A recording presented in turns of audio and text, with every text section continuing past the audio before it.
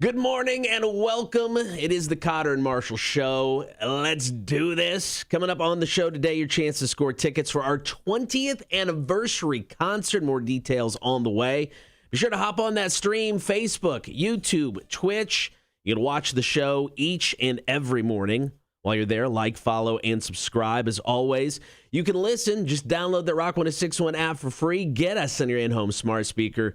And there is always the website, rock1061.com. Marshall, good morning. Good morning. Yesterday, I don't know why, I waited to the hottest day. I think yesterday was the hottest day of the year so far, right? Yeah, it was warm. It's like 97 degrees. I decided to mow my front and backyard. Why? Because I'm an idiot. Especially after Torture Tuesday, I wanted to sweat out all the impurities of having to drink the bar mat crap cocktail yesterday, and I feel like I definitely did that because when I got close to the end of mowing, which was the smaller portion of my front yard, left-hand side, if you're familiar, Kotter, I honestly thought I was going to pass out. It was so hot yesterday. I was mowing. I actually had to stop, let go of my lawnmower, and just go stand in the shade for like 5 minutes and chug a bottle of water because I thought I was going to pass out. What time did you mow? 2, 3 o'clock. Okay, not when it's hot at all. Literally the hottest moment of the day. 4 o'clock, maybe. I grilled out burgers last night like at 6, and I was like just standing there sweating. I couldn't imagine mowing. You kidding me? Yeah, it was a bad choice, but hey, mowing's done. Don't have to worry about it for a while. Okay, I have to worry about it because I got half of my backyard done. It still looks awesome. You're the only man in the history of ever that I've known who only mows portions of his backyard. It's only happened the last 2 times. Last week or the first time. You only mow like once every 2 months. I mow once every couple weeks. But last time it was because my mower ran out of juice. I got the electric mower. Yeah. And then last weekend it's because it started raining. So I couldn't get it done. I just thought you got tired. Well, usually, yes. Got a little sleepy right in the middle of mowing. Hey, I can nap anywhere. You never know. Yeah, it's true. My wife and kid are in Arkansas today. Okay. For freshman orientation. Both of my kids will be in college, or at least of college age, right, as of August. So I'm excited for Ella. I hope things go well today. I know she's kind of nervous yet excited about the whole process of moving out and living at school and going to college. But fingers crossed, today is a good day for her in Arkansas. Do you think your wife is prospecting possible Kotter replacements in Arkansas? If she's smart, yeah. I mean, I think she's been doing that for a good 20 years. Looking for her own personal Razorback. You know what I mean? You know what I mean? Sweet. All right, coming up on the show today, like I said, your chance to score tickets for the 20th anniversary concert. We got 20th anniversary trivia. That's going to happen at the bottom of the 7 o'clock hour. And if you caught Billy's show yesterday, she gave you the answer to the question. We've also got Chicks on Dudes. Mac's going to be stopping by at the top of the 9 o'clock hour. But we'll kick off the show with About Last Night is coming up next. Yesterday, we talked about the guy supposedly swallowed by a whale. Mm-hmm. Is he a liar? Remember how I said that exact same thing? Joe Exotic is jumping on the weed train. And can I jump on the weed train? That sounds awesome. Anybody? Well, no, we're in Georgia. We can't. And an X-rated scene in a Batman cartoon almost happened. We'll give you that story next. Stick around. Kotter and Marshall Show. Here's a day to remember and everything we need. Rock 1061.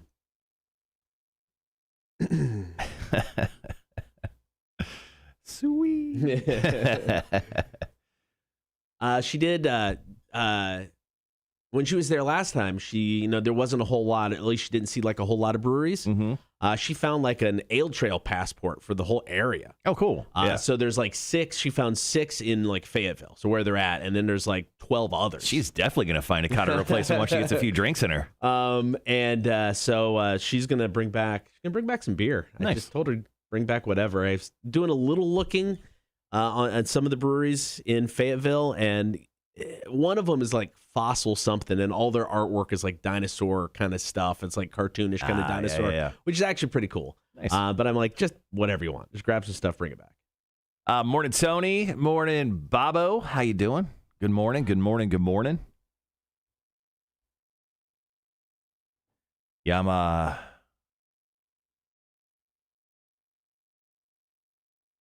I don't think I really felt any effects from Torture Tuesday. Speaking of, the video's up.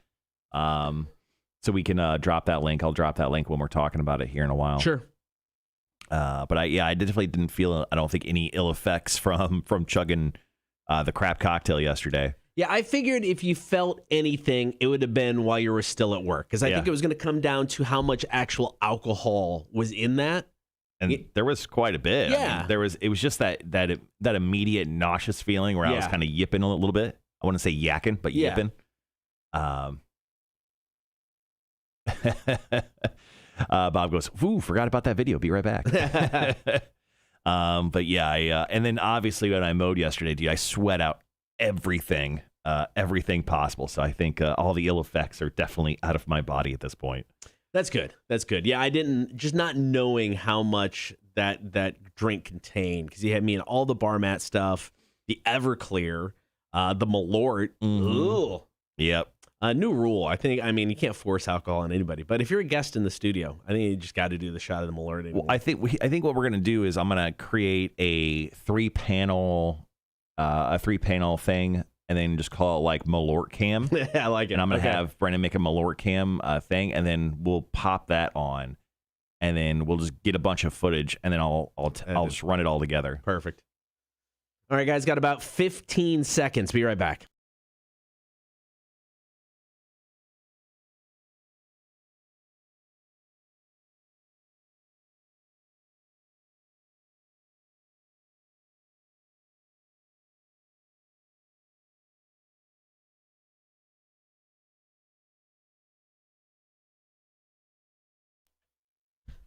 Did HBO Max try to go old school Skinamax with Batman? I'll tell you in a second. Don't forget, get the stream, YouTube, Facebook, Twitch, like, follow, and subscribe. Join the horde. Watch the show each and every morning. Now, Justin Halpern, story number one about last night, co-creator of the HBO Max Harley Quinn series, in a recent interview with Variety, said they got a lot of creative freedom when it comes to writing and developing villains on this show. They can pretty much do anything. Mm-hmm. Well, the producers really wanted to push the envelope in season number 3. They wanted to include a scene where Batman performed a special favor on Catwoman. Can we call it Batalingus? Maybe? The Bat Tongue, if you will. Wow, I would love to buy that. Walking to Sunset Novelties, there's the Bat Tongue. Probably teach me a lot. Yeah, so they tried to squeeze it in. Probably make them. Well, I guess they were hoping they probably wouldn't notice. How do you not DC notice that? But yeah, Batman and Catwoman were having some fun. Yes, or Batman was in a lower position than maybe Catwoman was at that moment. But DC said absolutely, you cannot do that. Now, once again, this is for the animated Harley Quinn series. It's on HBO Max, so they get to cuss and be out of this world. It's more adult. Oh, very much so. Very much so. I haven't got an opportunity to watch it, but I've heard very good things about the series. But DC put the kibosh on it because they said, we need to sell Batman toys, and Batman toys cannot be associated with Batman doing that. A whole new line of toys, though. Like you said, Sunset Novelties, you walk in and, ooh, the Bat Tongue. Right.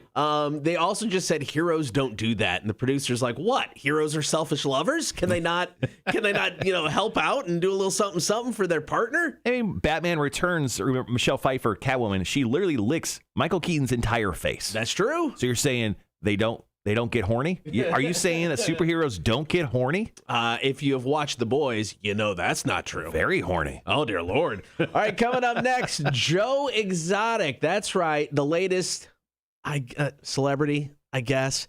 The latest celebrity to jump on the weed train. We got that story up next. Kotter and Marhsall, Rock 106.1.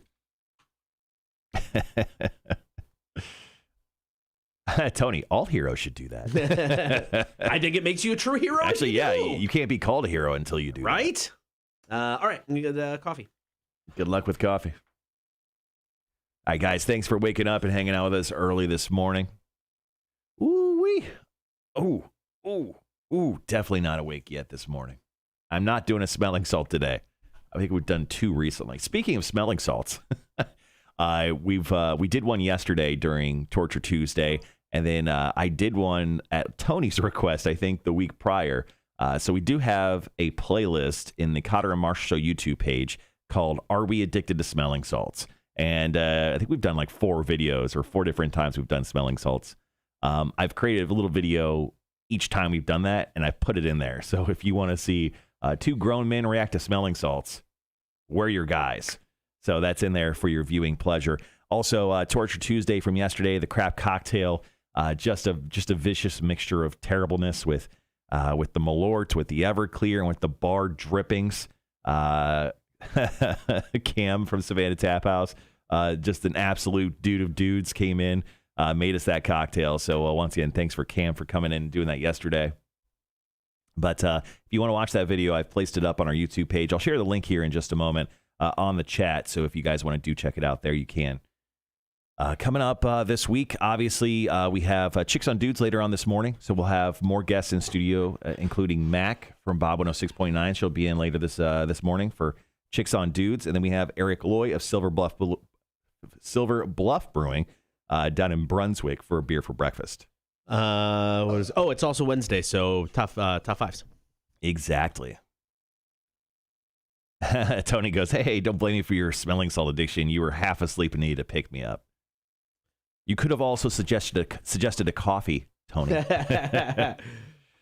I was just talking about are we addicted to smelling salts? New playlist that I put together. Nice on our YouTube page.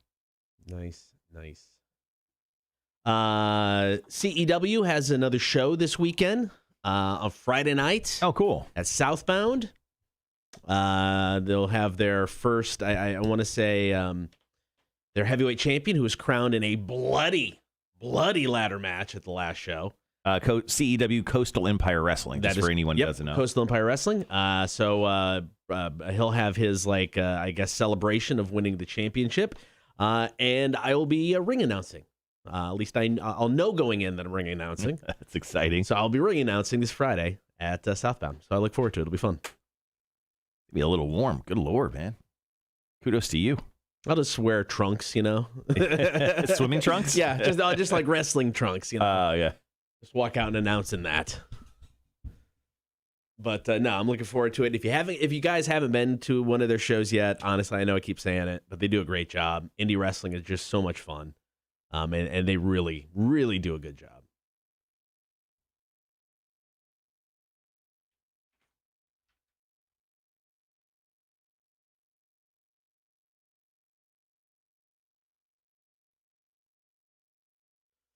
It's Wednesday, man.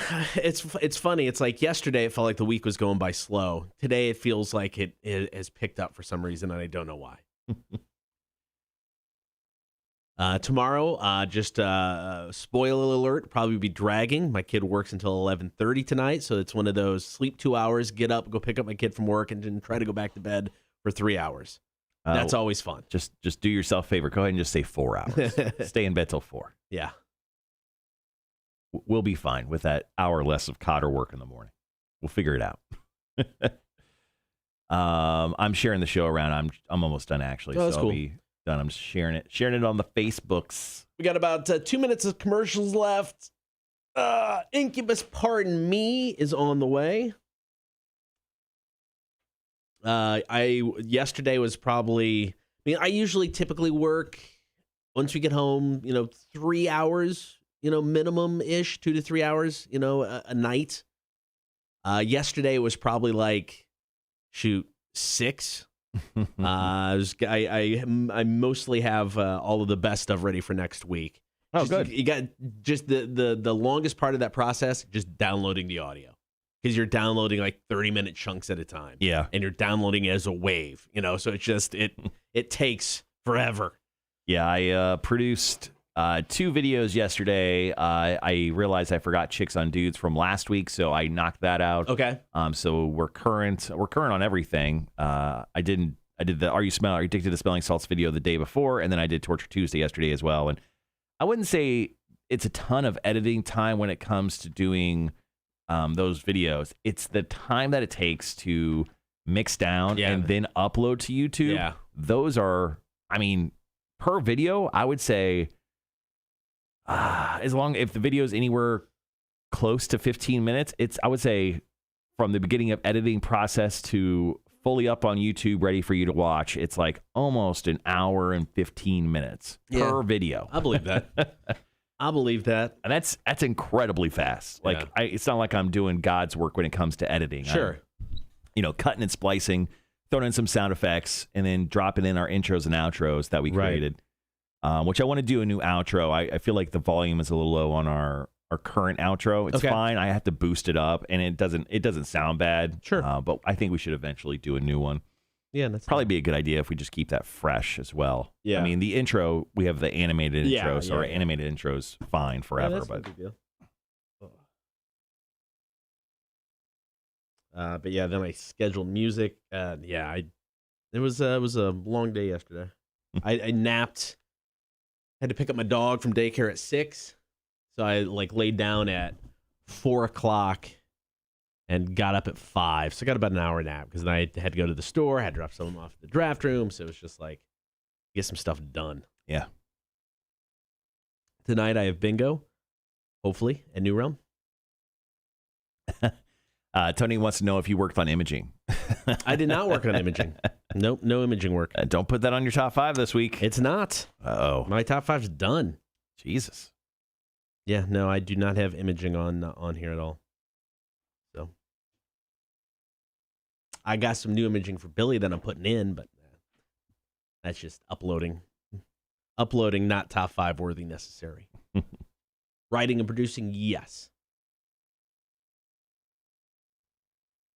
All right, guys, coming up next, we're going to talk about Joe Exotic getting his own weed man. After that, we'll talk about more of a follow-up story on this. Michael Packer, he's the dude who did a Reddit AMA about how he got ate by a whale and then spit out. And there's some people addressing if that was actually possible or not. And then today, we'll ask you guys, if you won the lottery, what were you allowed? What would you allow yourself to buy as one spite item? Excuse me. So what's the one thing that you would buy out of spite to mess with someone else? I don't currently have one, but I did. Okay. I would just say it was during the time of our previous administration, previous boss. Oh, Barack Obama? Yeah. Donald Trump? You hate both of them equally? I was going to buy the country with my winnings. No. I would say our previous boss here at our place of employment. So I'll tell you that.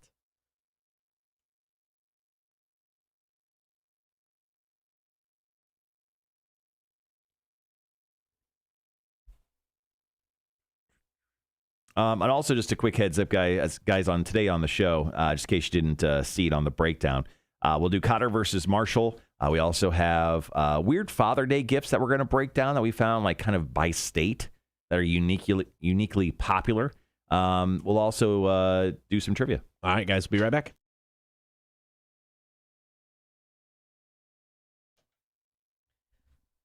About last night's story number 2, man, unless they're coming out with another season of Tiger King, I kind of want Joe Exotic to go away. No. Yeah, I mean, you want to live in a world where there's no Joe Exotic? And like I said, Tiger King, if there's a legit second season to the docuseries, right, I'm in. And I will, experience all the weirdness that is Joe Exotic. I just don't need all of this extracurricular stuff. Now, he's still sitting behind bars, but he's been very busy. He is teaming up with several different companies to launch Joe Exotic Cannabis. That's right, Joe Exotic, the latest, and I use the term lightly, celebrity, to jump on this weed train. Now, he's been directly involved in this, working with his lawyer through emails and calls and stuff like that. So he just needs to make some extra money, I guess. Yeah, so apparently the products are going to include CBD edibles and will be sold in dispensaries throughout California, Colorado, and Oklahoma. Obviously, Oklahoma is where he was based out of. He had the zoo there, well, for a minute. And then while those, obviously, recreational THC is legal in Cali and Colorado, the medicinal is kosher in Joe's old Oklahoma stomping ground. So, this is kind of cool. I mean, if I went to the weed dispensary and I saw Tiger King on the front of my little edible package, I'd be like, I will definitely try some Tiger King edibles. Now, according to reports, part of the reason Joe's doing this is to help people who need cannabis to ease their pain from various ailments. I'm sure it has nothing to do with his legal fees at all. It's definitely with his legal fees. He's been trying to get out of jail for like what? He was begging Donald Trump. He had like the stretch limo truck redneck thing ready to pick him up from jail if Trump gave him the pardon that he didn't get. Oh, it's sadly hilarious, but also I kind of want Joe Exotic out of jail. Most likely he would hurt someone, that's bad. But when he's out of jail, he's so entertaining. I'm surprised somebody in a federal prison can work with a cannabis company. It's like us. So say weed became legal in Georgia, recreational, everything. It's not? Oh, so yeah. It's not. We still couldn't do a Kotter and Marshall strain of weed because we work at a company that's governed by the federal government with the FCC. I would never say never, Kotter. Well, no. If it became federally legal, different story. Right. But even if it was, I feel like you've looked into this. I didn't even know that. If it was legal in the state, we couldn't advertise like straight up weed because it is still against the law federally. Right. So I'm surprised somebody in a federal prison can work with a weed company and sell something that's still technically federally illegal. Yeah, I don't know. That's interesting. Hey, quick question though. Yes. What would you name our edibles? You know what? I don't want to rush into this because I don't have anything off the top of my head, and I really would want it to be good. If you have something, go for it. I don't. I'm just thinking in general, it's like, what if it's like an edible, but it's like a bag of Chex Mix, and we just call it Marshall's Munchies? See, that's good. I like that. And then like Cotter's Kush. Well, that's just your own weed. I know. I'm talking about edibles. I couldn't think of an edible. I'm sorry. Cotter's Crunchy something. We'll figure that out. Ooh, what about just Kotter Crunch? Cotter's Crunch. It's just like the Crunch Bar. It's like Captain Crunch. Cotter's Crunch. I'm dressed up as the captain. I'm in. He's got the big goofy hat. But you have 2 eye patches on. Because I love it. Eat so much, you go blind. Please make weed legal. All right. The whale guy we talked about yesterday, Michael Packard, claimed to be swallowed by a humpback whale. That may not be true, according to science. We got that story next. Rage Against the Machine, Bulls on Parade. It's the Kotter and Marshall Show. Rock 106.1. The John Dalton Machine says the workaround is just to host promotional events off the air when it comes to the whole weed thing, doing our own weed. That's what John Dalton says. I like that. We'll come up with a workaround. Yeah, because it technically... in states to where it is legal, like Colorado, you still can't advertise it on the radio because it's federally illegal, and we're governed by the FCC, which is a federal, corporation or entity. The FCC is such a bummer, man. Buzzkill, literally. I have 3 minutes. All right, I'm gonna get my coffee.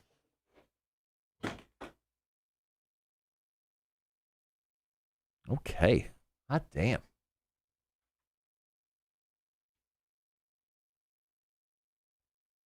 Well, here we are, guys. Here we are. Good morning. Good morning to all you.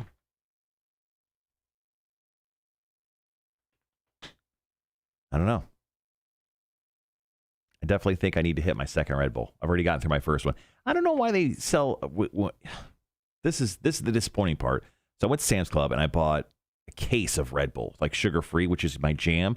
But they only sell it in these little 8-ounce cans. And they charge me $30 for it. Monsters. This is ridiculous. Give me a man-sized can. Look at this. It's the tiniest can in the land. I'm just saying. Red Bull, up your game. Up your mass-produced selling game. Give me some man-sized Red Bull cans. This is bullshit.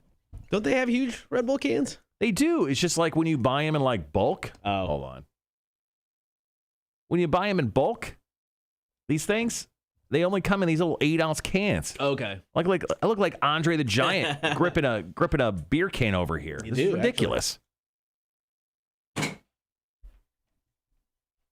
Absolutely ridiculous. All right, how much time we got? We got about a minute 45. Okay. All right, guys, we're coming back with the whale guy story. Yesterday, we talked about a guy who did a Reddit AMA. He's a lobster guy who's down grabbing some lobsters in Cape Cod. And he said that he was picked up by a whale. He said he was in the mouth for about 30 to 40 seconds. He said he was kicking and fighting. And eventually, the whale surfaced and spit them out.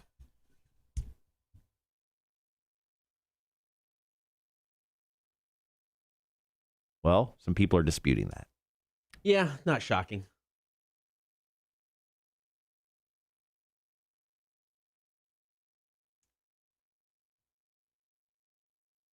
Ooh. Morning, Jeremy. How are you, buddy? Morning. Good morning.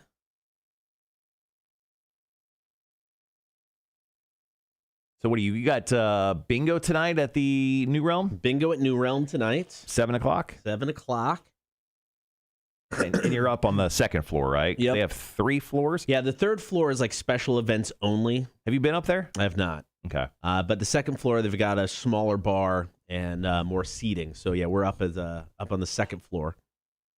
So if you're out doing anything or just looking for something to do, stop by. All right, guys, be right back.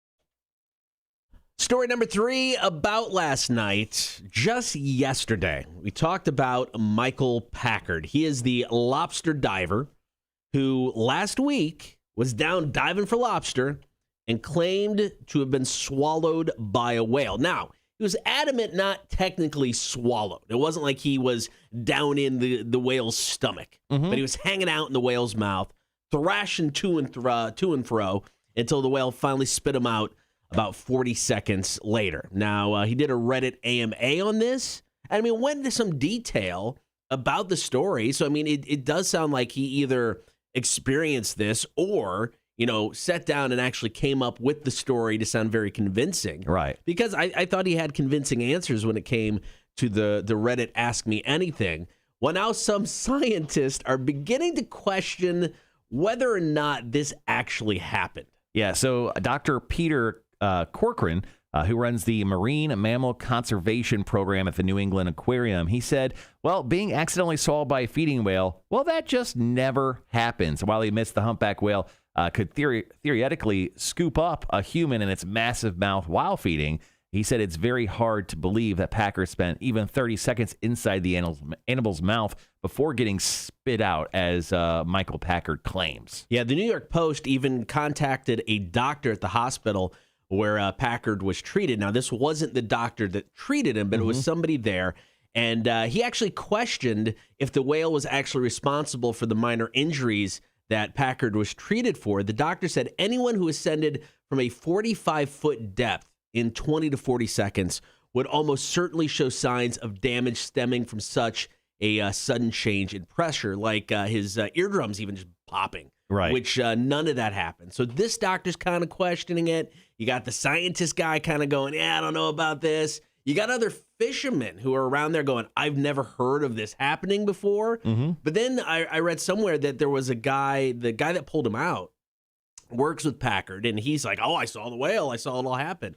So he's got people defending him, but now you got people kind of calling him out. Yeah, yesterday, I think it was yesterday, the day before we first initially talked about this story, I was very skeptical of it. I think even at the end, I'm like, I kind of don't believe this a little bit.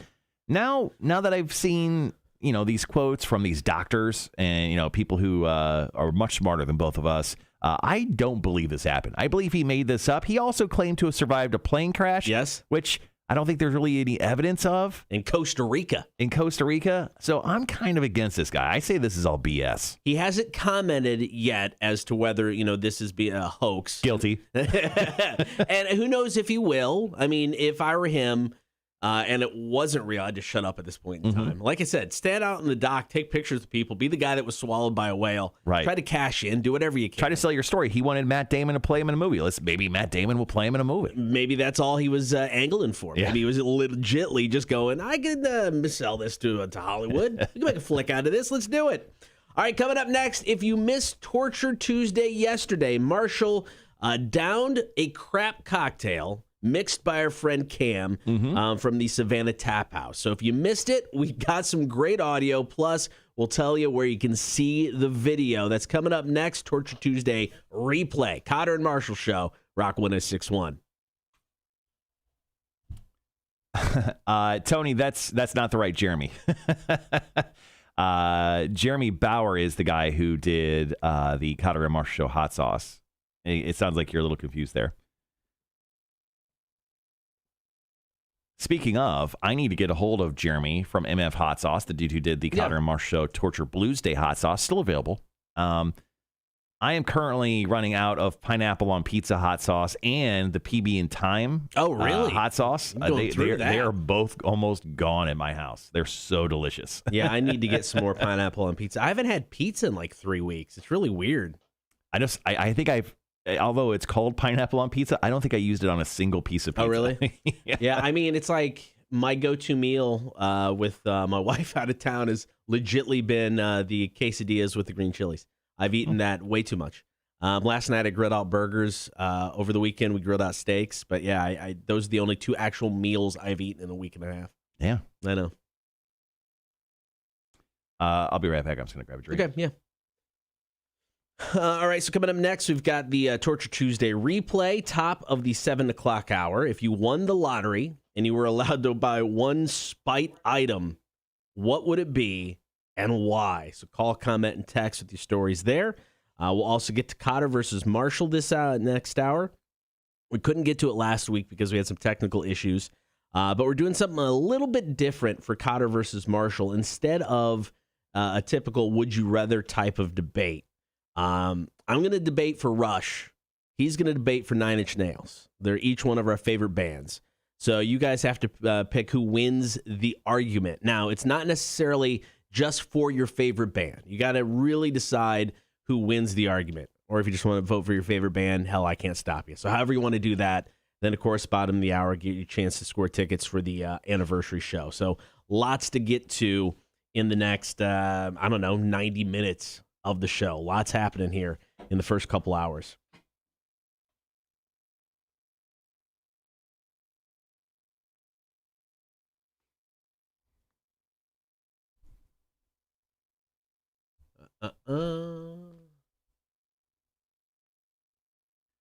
Speaking of, I'm going to grab the link for our Torture Tuesday off of YouTube's. They have Mexican cake in cans? Yeah, I saw that last night. It's just at the tap room, though. It's not available anywhere else yet. Is it? Yes. Honestly, when it comes to that style of stout, I think I prefer it out of a bottle. I'm just thinking I don't have to down a whole bottle by myself. I can just open a can and drink 1 can at a time. Yeah, but how much do you think a 4-pack is if they charge, for a 24-ounce bomber, they're charging $16? I mean, I think it'd be $25. I'm paying $20 or so if I get a 4-pack at Two Tides. At least $20 for most of them. So all right, I'm okay with that. It only happens once a year, man. It's like Christmas. You go all out.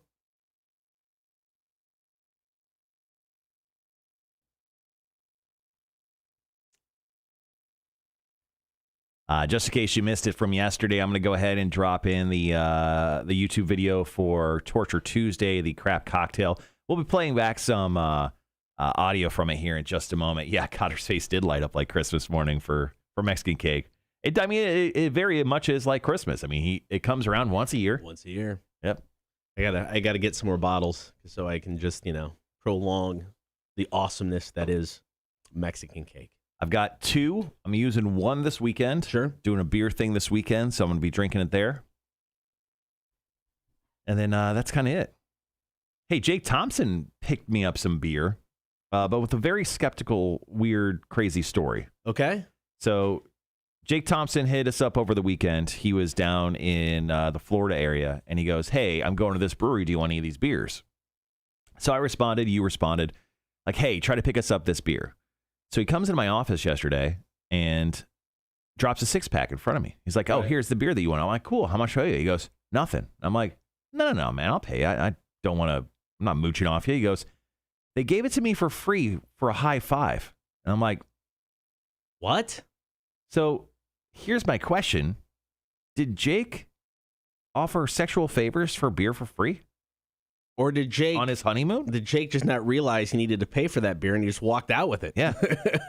So I don't think Jake's being that nice. I think Jake would actually just say, "Hey, it's $15." Right. And no problem. I would say $15, little man. I would put that in his hand. And he actually was like, "Yeah, they gave it to me for free, just for a high five." And I'm like, "So you don't want anything?" He's like, "No." Interesting. I'm gonna see him today. I'm gonna ask him one more time because I feel weird about it. Also, I want to question him on the situation that happened where he got a free 6-pack for me. Yeah. He brought me back a Pilsner. I tried one of them. It was really delicious. Okay. It's a really solid Pilsner. Did you get it from the same brewery I did, the C1? Yes. Okay. I believe so. Yeah, really, really solid Pilsner. Yeah. All right, we got about 4.5 minutes, and then we'll get into a little bit of replay from yesterday's Torture Tuesday. Well, while we got some time, guys, if you want to go ahead in the comments, please let us know if you won the lottery and you're allowed to buy one spite item. What would it be and why? Please drop that into the chat this morning. We'll go ahead and share your calls, comments, and texts here just after the 7 o'clock hour. It's about 20 minutes away-ish, so you got some time. Think about it. Morning, Wanda. How are you? Thanks for joining us again this morning, guys. We do appreciate it. Mac is going to be joining us later on in the show for Chicks on Dudes.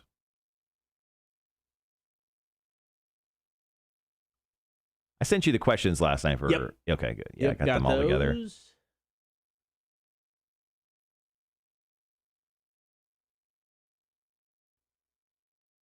So did you see that there is I think Billy sent us the story, Buford C.J. Cummings prepares for Tokyo Olympics. I saw that. I haven't looked into it yet, but that is pretty awesome. I'm obviously a fan of the Olympics. Big-time Olympics guy. I'm excited because it as of now, it seems like it's going to happen. Yeah. So I will be spending whatever it is on YouTube TV for a couple months. I thought, is it On the Cock? Because it's on NBC, right? Oh, you're right. The downside is it will be. I got to look into it because I don't think you can DVR. So I won't be able to watch a lot of it live. So I'd like the option to DVR. So I'm more than happy to pay whatever it is in 2 months so I can DVR stuff. But that's right. I forgot NBC. So I should be able to get a lot of it on Peacock. So that maybe I won't have to get the YouTube thing. I'll look into it. Yeah, so a guy named C.J. Cummings, 20 years old, has been named to the USA weightlifting team set to compete at the Tokyo Olympics this summer, and he hopes its success will serve as an inspiration for younger athletes in the Beaufort County and the Low Country. So when is the Olympics again? July. So, I mean, it's coming up quick. Yeah, let me see. I would love to get him in studio, but maybe once he comes back, see if we can get CJ in studio. I think that'd be kind of cool. July 23rd through August 8th. Yeah, we should see if, especially because we do the live stream, let's just see if we can out-weightlift him. CJ versus Kotter and Marhsall. So do we get to combine our weights? Yeah. No, yes. Okay. Absolutely. So we'll also grab 12 other people from the building and maybe get close. I just think it'd be awesome. Can Kotter and Marhsall out-weightlift this Olympian? I think that would be awesome. All right, we got about 90 seconds, guys. If he's a good sport, he'd do it. No, that's true. Let's see. I don't think it's up here quite yet, but remember that Courtney Love story where I did yesterday where she called Dave Grohl a piece of S and said that Trent Reznor abused 12-year-olds? Yes. Yeah, she actually apologized for that. Oh, did she? She deleted that post, and she's like, yeah, sorry about that. Bad day. That's weird. Still out there, Courtney. Still out there. All right, guys, we're about less than a minute coming back on the air. We're going to play back the Torture Tuesday audio, some of it from yesterday. Kotter will play it back on the stream just in case you didn't hear it. I also dropped it a little bit earlier, but I'll drop it again just in case we have some new people on the stream right now. If you missed Torture Tuesday yesterday and want to watch the entire bits, about 20-ish minutes, you can go back and watch it later on. I'm just dropping the link right now. It's a YouTube link. Charles will recap the X-rated Batman story here in a second. Yeah, I named the episode after that. Yeah. I just thought it was good. We'll tell you what that is here after this break.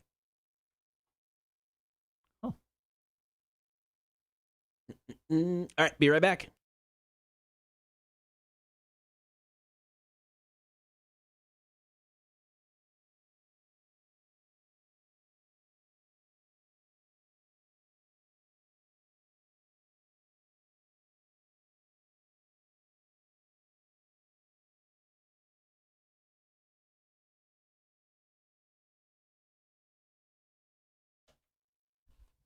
If you missed Torture Tuesday yesterday, coming up in just a second, we're going to replay some audio. Marshall drinking the crap cocktail. Right now, be sure to hop on the stream, Facebook, YouTube, and Twitch. Like, follow, and subscribe. Join the Horde. They're there every morning just hanging out with us. It is a great time. So become part of the group. Once again, get on the stream, Facebook, YouTube, and Twitch. So yesterday was our final Torture Tuesday of the spring season. Yep. We'll be back in the fall, bigger and better than ever.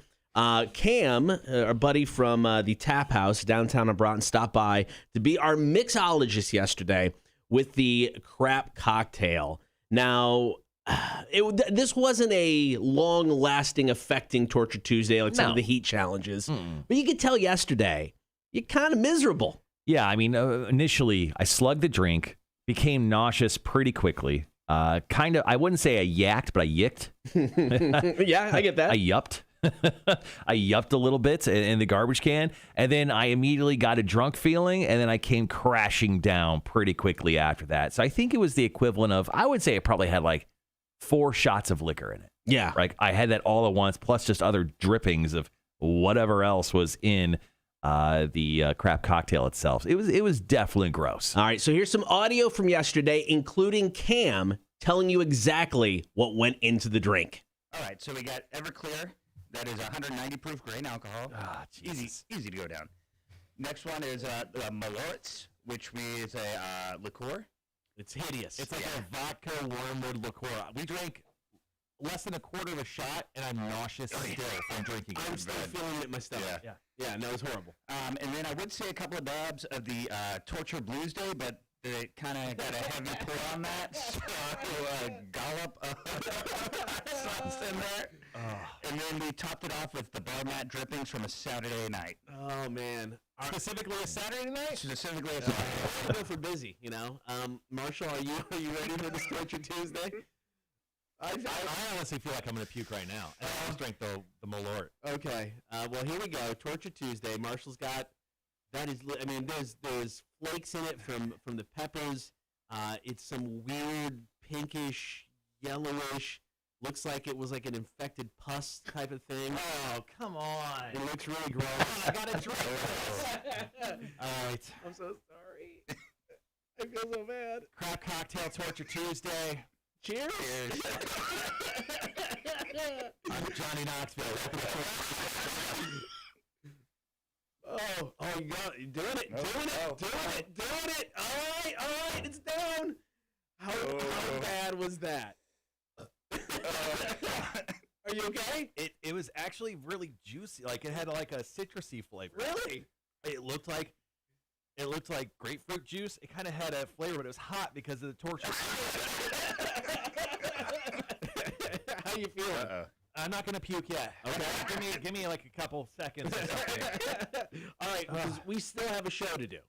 And you managed to make it through the entire show. I mean, you were there. Well, there's only 90 minutes left at that point. That's so true. I didn't have to get through much. But yeah, I started yakking a little bit. I think right when we went into break. And of course, all of that is captured on the Torture Tuesday video that is currently up on YouTube. We dropped the link a couple times in the chat today if you're watching the live stream or if you have access to social media, or just you go to YouTube and search the Kotter V Marhsall Show. It's right there for you to check out. But yeah, it got a little dicey there. Well, I mean, not knowing how much actual alcohol was in that drink. I mean, that was the one thing that got me nervous because I'm like, no breakfast. It's early in the morning. Yeah. I mean, you drink a high APV beer in the morning, and you're like, "Ooh, I'm kind of feeling it." So you chug that. I mean, the chance of you getting drunk is pretty good, depending on how much booze was in it. Well, it was a roller coaster ride because it was. I became nauseous almost immediately, and then I started kind of dry heaving a little bit, trying to get some of it out. Some of it came out,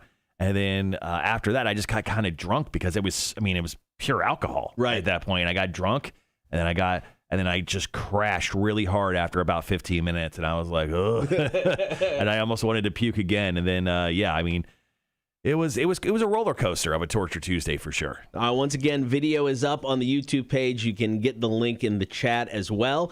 After 7 o'clock, going to take your calls, comments, and text. If you won the lottery and were allowed to buy one spite item, what would you buy and why?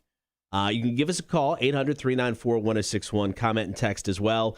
Mine, I don't have one right now, but I definitely had one when we had a previous boss here at our place of employment. So I'll tell that story after 7, and of course, we want yours as well. So call, comment, and text, 800-394-1061. If you won the lottery and were allowed to buy one spite item, what would it be and why? Kotter and Marshall Show, Rock 1061. Rock 106. All right, guys, thanks for hanging around on the chat today. Just got done playing back the audio for Torture Tuesday. Appreciate you guys hanging around for that. Like Cotter said, up next, go ahead, feel free to drop in your what's the one spite item you would buy if you won the lottery. And I'm just saying, how much money did I win? Let's just say $1 billion, okay? You won $1 billion in the lottery. What is the one spite item you would buy? Maybe it's to piss off your significant other. Maybe it's piss off an ex. Maybe it's to piss off your boss. Maybe it's just to piss off your family. It doesn't matter. What's the one item that would just grind their gears? And tell us why you would buy it. We'll share your responses coming up here in just a little bit. Gibby, I feel like you would have a really good one. Yeah, Gibby, I'm putting you on the spot here. Go ahead and let us know what your spite item would be. I feel like, I think Wanda dropped one in already on the Facebook. Do you have those? Yes, I got those. Okay. And then I feel like Charles, our dude Charles, big, bald, and sexy, he's definitely got one as well. So I'm anticipating your responses here in just a few moments, guys. Also, toward the bottom of the 7 o'clock hour, toward the end of the 7 o'clock hour, a chance to win tickets for the 20th anniversary show. If you checked out Billy and the Badass Rock Show yesterday at 5:05, you know the answer to today's question. Jeannie knew it yesterday. Jeannie was on it, man. She listened to Billy, got the answer, and she was ready to go. So we'll do that again today, then listen up to Billy tomorrow and Thursday at 5:05. She has the answers for the next 2 days' questions as well.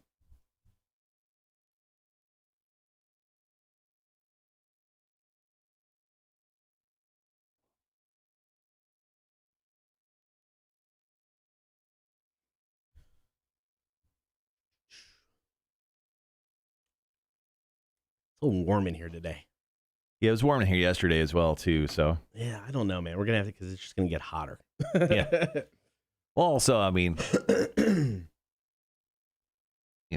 wish we were able to close the door, too. Solve some of our problems. I know, right? But I can't do that. I'll increase 20 degrees. Yeah.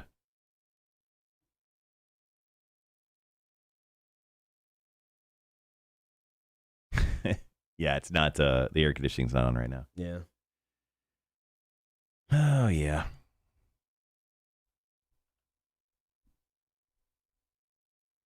So this weekend, I'm heading to Jacksonville to drink some beers with a buddy of mine. And it's Juneteenth this Saturday. Mm-hmm. So he works at the stadium, and they're shooting off fireworks from the stadium in celebration of it. Oh, Thing cool. is, no one's allowed in the stadium, but because he works there, I get to be in the stadium. Nice. So I'm pretty excited. I've never seen fireworks, I don't think, shot off that close, like major, like these are like the fireworks shows that you would see down on like the riverfront. Right.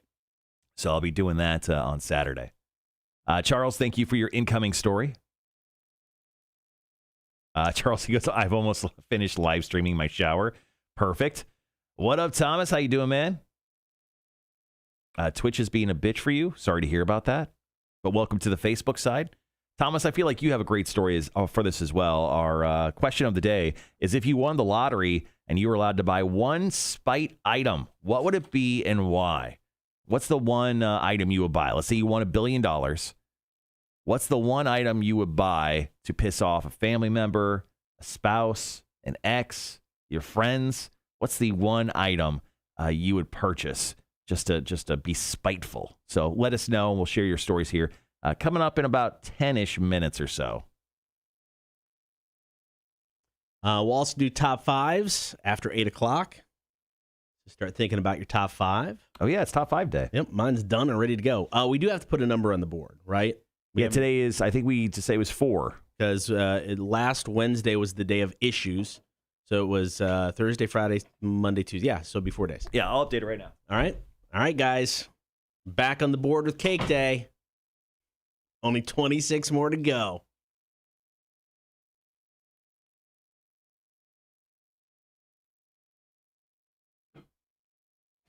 Yeah, Tony, we get no AC in the studio. There's just none in the studio. I mean, in my office, it's like I come in here with a hoodie because my office, I'm freezing. But you walk in here and it's like a 20-degree difference. Okay, probably not that much, but it's a noticeable difference. Yes, Wanda, only 26 more to go. Is this the one? Is this the time? We'll get there.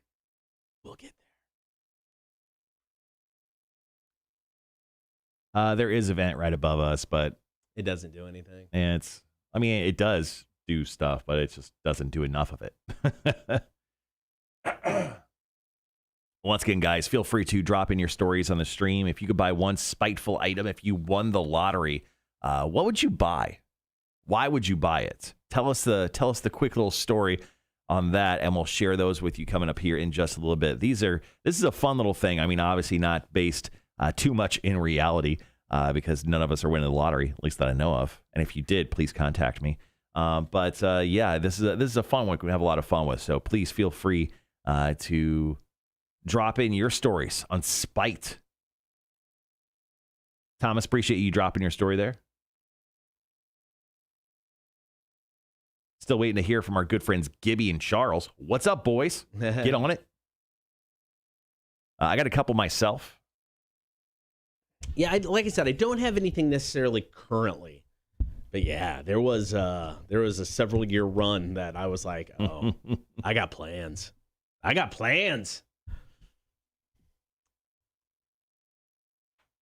I'm trying to think. Yeah, there's nothing really current. I mean, that I would buy just purely out of spite.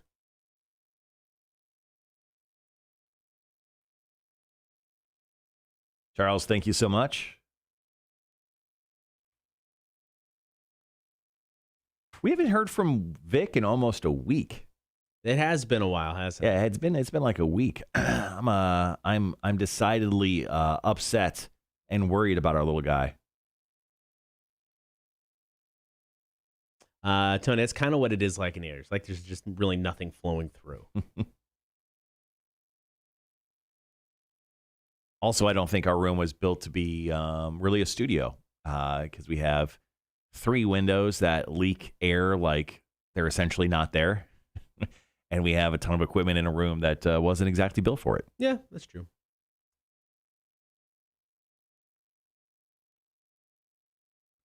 I think we do need a Vic wellness check. I have his phone number. We could call Vic just to see if he's okay. That's true. But I hope he just calls in randomly today. I feel like this is a good topic for Vic to chime in on. Yeah, no, Vic should be all over this. All right, we got about 8 minutes still.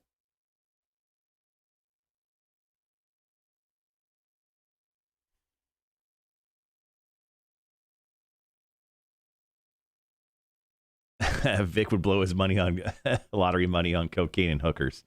If all the Viagra he can handle. I was gonna say, take out cocaine and put in Viagra. He definitely would. I can't believe you threw away Vic's Viagra that he gave you. Yeah, no, I'm good, thanks. What about just in case? What if Vic hits you up? He's like, dude, you still got that Viagra? I need it. Nope. I used it, Vic. It was awesome. Think about the story you could be having. Like, it's a midnight run. I had to get that Viagra to Vic. So I mailed it to him. I called an Uber and just put the package in the back of the car. Don't question it. It's fine.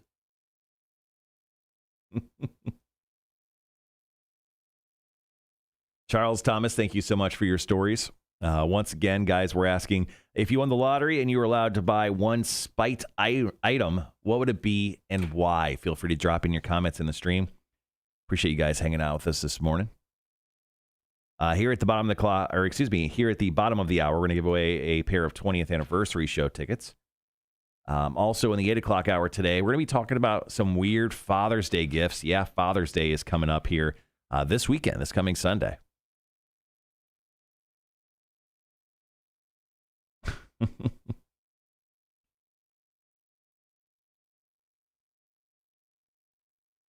All right, coming up after Bush, got Avenged Sevenfold and Nightmare.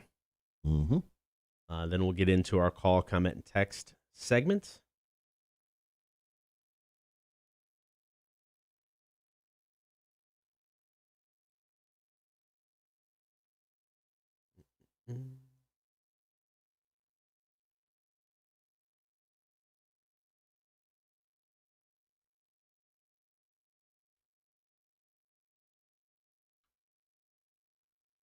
All right.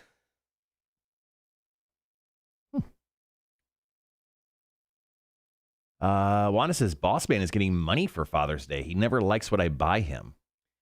You know, I have no issue with like gift cards and stuff like that for birthdays. I know some people do. Oh, it's impersonal. It doesn't mean anything. To me, it's like, look, you want to give me a $50 gift card that I can just go buy whatever I want? Yes, please. All day long. No issue with that. Gibby, to answer your question, yes. Gibby's, he goes, mine's not spiteful, but he'd buy the Adam and Eve company and have all their sex toys have an image of him on the packaging. And they'd see me every time, they touch themselves. Hey, I like it.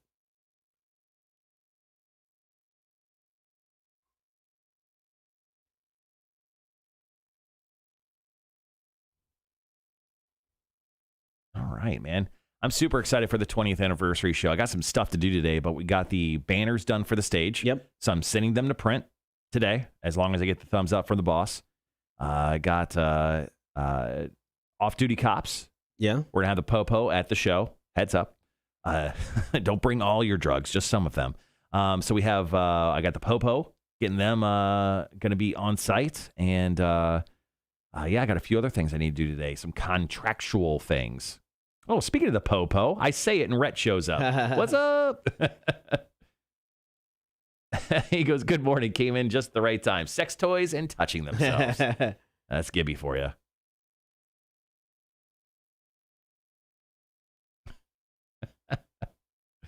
Easy on the police. That's what I was telling. I was telling everyone to be easy. Don't take all of their drugs with them to the Rock 106 20th anniversary show. Just some. Yeah, too much paperwork with all the drugs. Some, cutting back on your time. Dude, we're helping you. Yeah, making things easier for you. We got you. So my wife's mother is dating a police officer in Chicago. His name's Gino. Awesome guy. Big time. He's a character. Big time character.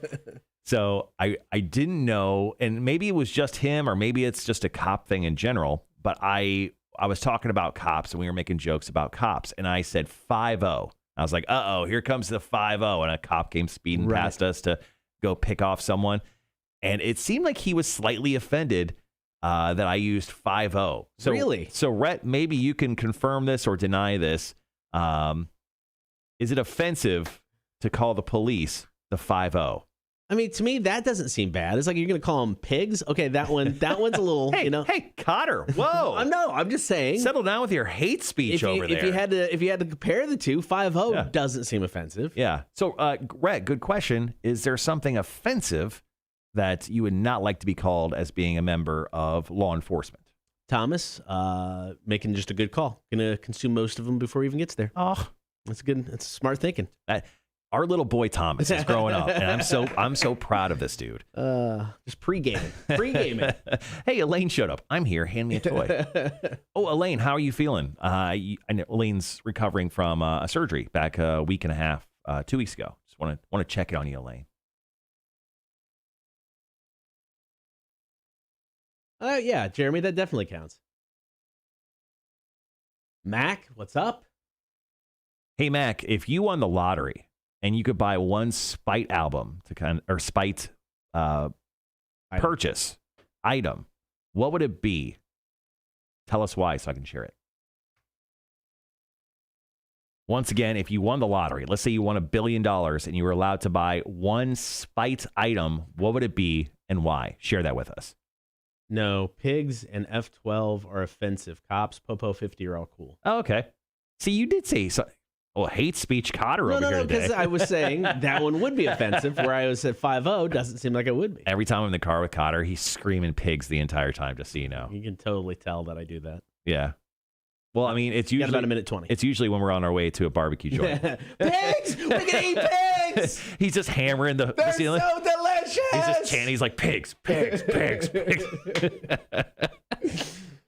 He does that. He's an animal, guys. Cotter. Oof.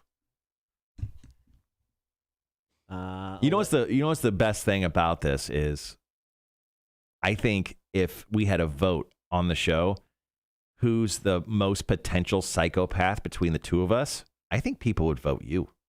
That's fine. I'm outwardly psychopathic, which is a word. Check it out. I think because you're such an introvert psychopath, people be like, Cotter's got some demons. Cotter's got some demons.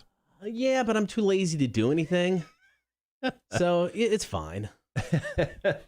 That's what a psychopath would say. All right, guys, got about 30 seconds. I'll never hurt you until I do. No, like I guess just too lazy to do it. How do you want to do this? I could do mine. If you got a couple. Yep. Then I can do one of these. Yep. I'll end with docs. All right, be right back.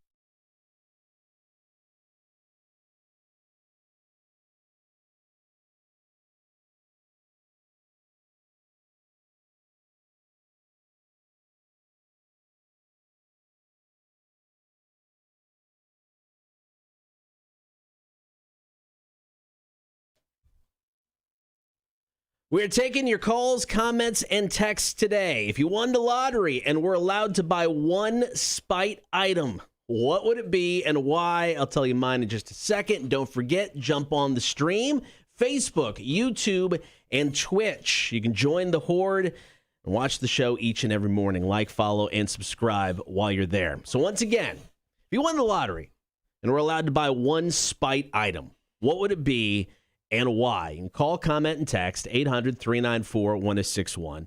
Now, I don't think I currently have an item that I would buy. You're not holding some sort of spiteful revenge against anyone? I don't think so. Not currently. Okay. But there was a good 3 to 4 year stretch with our previous boss at our current place of employment. Right. That I was like, man, if I won the lottery, I would buy all of these radio stations just so I could fire this person. It's like, I get it. I'm a grown-ass adult, and you got to deal with things on your own sometimes, but I never had a boss who just broke me down like this person. I mean, it affected me in other aspects of my life. It affected my confidence just moving forward with things. Yep. After this person was gone. It affected your sexual performance. You told me on many occasions. After this person was gone, I was still dealing with it for a while. But yeah, man, I mean, I never played the lottery, but I dreamed of just stumbling into a bunch of money so I could buy a treasure chest full of gold. All of it, rubies and diamonds. Like the Goonies. Yes, big pirate ship. Just a singular Goonie. Just so I could buy just this group of radio stations and fire that one person, and then I could sell the radio stations. I don't care. I don't need to long term own them. I just wanted to let that one person go because, like I said, I never had anybody mess with my mind like this person messed with my mind. Yeah, I mean, the previous administration here, both of us had some issues with them, and they had a cause on their car. They would actually have a sticker where they had a cause. And I would purposely donate to the other side of that cause. I forgot about that. I won't go into that too much. You were spite donating. I was spite donating to charity in spite of our old boss. But that's another story for another day. Awesome. All right, call, comment, and text with your spite purchase if you won the lottery. 800-394-1061. All right, so on the chat this morning, Charles chimed in. He goes, I can't decide between the following. 1, I'd buy my gym and kick out the a-holes that don't clean up their stuff or have any gym etiquette. That's cool. If you're the person who gets on like the stair thingy or the treadmill and then walk straight off and you don't wipe it down, you're an animal. You're a pure animal. You're a savage. You don't deserve the gym. You shouldn't be allowed back in. You should be the person that has to always have a gym membership. Actually, like 3 of them, fucking never go to the gym. You just got to pay for it. And then you just have to pay for it. He said, or number 2, I'd buy the last steel company I managed under a shell company and fly to corporate. Fire the a-hole president that essed me out of over $100,000 in profit sharing back in 2005. Dude, yes, that one. Dude, that one. Well, you're not the gym one? I mean, the gym one's cool and all, but no, you do that one. Yeah, that one seems like the more, I don't know, personal one for him. 100%. That's the spiteful one. Thomas hit us up, and he said, I would buy a personal metal band to play loud and heavy anytime I wanted to because F everybody else that didn't want to hear it. Just you have Slipknot on retainer. Right. Like, guys, I need you here Friday night. Say 3 PM. We're throwing down. Monday morning, he's going to church. He can't find a parking space. He just walks in and Slipknot's like on a trailer, like a little red wagon. Just pull him in. Corey Taylor on like one of those singular little like microphone boxes or speaker boxes, just screaming at everyone. We had Doc hit us up on Facebook. What he would buy? The entire city of Quincy, Illinois, in order to burn it to the ground. I want more context. It's a little far. Why is he burning it to the ground? Doc, if you're listening, give us a call. What if they had a Dairy Queen? You can't burn that down. It's delicious. All right, call, comment, and text. Give us a call, 800-394-1061. We would love to hear your story. If you won the lottery and were allowed to buy one spite item, what would it be and why? More of your stories coming up is Royal Blood and Typhoons. It's the Kotter and Marshall Show, Rock 1061. Oh, yeah. Rhett goes, watch out, A-Dub. Don't piss off the guys. No, trust me. No. A-Dub is nothing like previous. No. It is a world of difference. Heather goes, I had a boss like that. So frustrating. It was rough, man. It's like I said, I get it. I'm 45 years old. I got to deal with stuff. I'm an adult. But I mean, I never had another person affect me like that person. It sucked. It sucked. I hated it. All right, guys. Once again, if you won the lottery, let's say you won $1 billion and you were allowed to buy one spite item, what would it be and why? Feel free to drop your thoughts into the comments today on the stream. We're going to share some more of those coming up here in about 3 minutes. I've got some, excuse me. I got one from Jeremy and Gibby. Also, I'll share mine. So we'll kind of just flip-flop it this time. Yeah. Me, you, and then I'll drop the last 2 streams that I got here. Sounds good. And then we'll wrap it up if we don't get much more. Yeah. I'm hoping to hear from Vic. Very concerned. Tomorrow is, you know what tomorrow is. It's Vic Day. Yeah, he's in a Vic himself. So, yes. I think maybe if we don't hear from him by Friday, maybe we should just give him a call. we should definitely call. We're gonna call Vic Friday, guaranteed. I mean, it could become a new bit. We don't hear from Vic every now and then. Should I just text him right now and just say, "You okay?" May not be bad. You want me to? You want me to wait? Let's wait. Okay. Christ, what is going on with my hair today? All right, come on, man. Come on. Get in line. Get in line. I shaved the side of my head this weekend, put some blue in my hair, thought I was looking fly, and now my hair just looks like a complete and utter barnyard.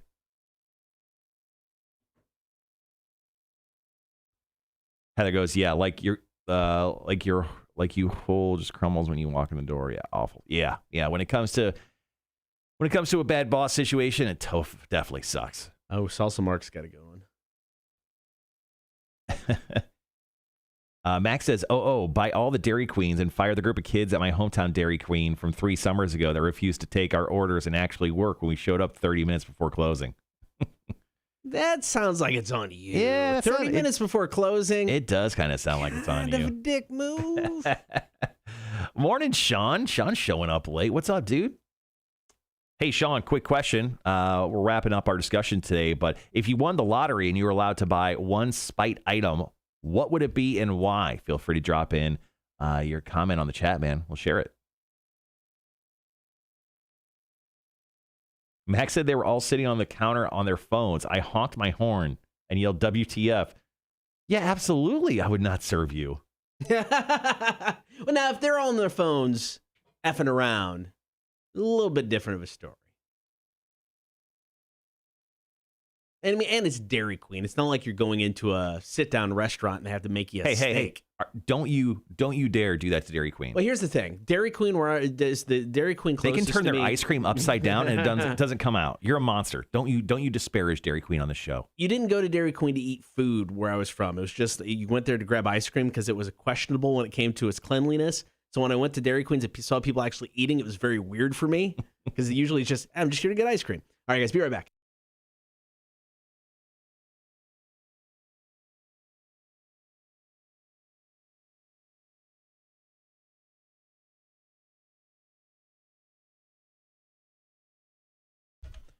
Calls, comments, and texts this morning, 800-394-1061. If you won the lottery, you're allowed to buy just one spite item. What would it be and why? You're going to laugh at this one, but as soon as I start talking about it, you're going to be like, yep, that's absolutely a Marshall thing. Cotter, if I won the lottery, and let's just say it's $1 billion, right? Yeah, you're going big. I'm a billionaire suddenly. I would buy majority stake in the Green Bay Packers, and I would trade. Hold on, I would trade Aaron Rodgers to the Canadian Football League. I just feel like he's not happy in Green Bay, and obviously he spent years in the cold, and he's a California guy. So I'm gonna trade him to Canada. They're very nice there, and I just feel like he'll probably be happier further north. That is so thoughtful of you. Yeah, I just feel like that is the best way to handle that particular situation because, I mean, he recently did an interview with Tom Brady in regards to the golf match they're going to be doing here. I think it's this weekend. Right. And his shirt said, "I'm offended." And that was in regards to his general manager saying that he was essentially, I don't know, what's the word for it? Uniquely sensitive. Okay. All right. Fair enough. So, yeah, I think that's what I would do. I would buy the majority stake in the Packers, and then I would take over as general manager, and then I would trade Aaron Rodgers to Canadian Football League. I think that's very plausible. Can you trade within different leagues like that, though? Is that a thing? Hey, you know what? Nothing's impossible. I'm a billionaire. I'm a billionaire. Your world. Yeah. All right. Call, comment, and text 800-394-1061. If you bought the lottery, allowed to buy one spiteful item, what would it be and why? Salsa Mark hit us up with the text. He said, if I wanted to spite somebody after hitting the lottery, I would buy the office of a supply place in Okatee rather than fire the guy that's an arrogant ass. Then I'd be happy to donate the company to a friend of mine that's been there for 5 years just to tick everybody else off. Dang. Dylan Odom hit us up on Facebook. I love this one. What would you buy? Dick Broadcasting. So I can put 1061 on all the stations. Cotter and Marshall Show. Take over. All right, we got to send him some stuff. I know, right? Yeah, totally. And Dylan, send us your address. We'll just send you everything we have. That's totally not my alias on Facebook at all. That'd be a good one, Dylan Odom. Dylan Odom. Yeah. All right, call, comment, and text 800-394-1061. If you got all kinds of money from the lottery, you could buy one item out of spite. What would it be and why? So I like this one from Mac. So Mac, who's going to be joining us later on this afternoon, or excuse me, this morning, she said, I'd buy all the Dairy Queens and fire the group of kids at my hometown Dairy Queen from 3 summers ago. They refused to take our orders and actually work when we showed up 30 minutes before closing. They were all sitting on the counter on their phones. I honked my horn and yelled WTF and gave them a horrible review on Yelp and got a free meal. Well, you really showed them, Mac. She's holding onto this 3 years later? 3 years later. Mac, do you need anger management? She's very counseling? spiteful for being a 29-year-old woman. 3 years later, you're still holding on to that? Remind me not to tick you off. Oh, yeah, this is good. Gibby also chimed in on the chat this morning. He goes, I'm not really spiteful, but I'd say I'd buy the Adam and Eve company and have all their sex toys have me on the packaging. They'd see me every time they touch themselves. Like America? Like everyone? Gibby's going all out there. I mean, the beard is just like a French tickler. Wow. All right. Heather Davis also chimed in on the stream as well. She goes, if I won the lottery, I'd buy a Mustang just to piss off my sister-in-law.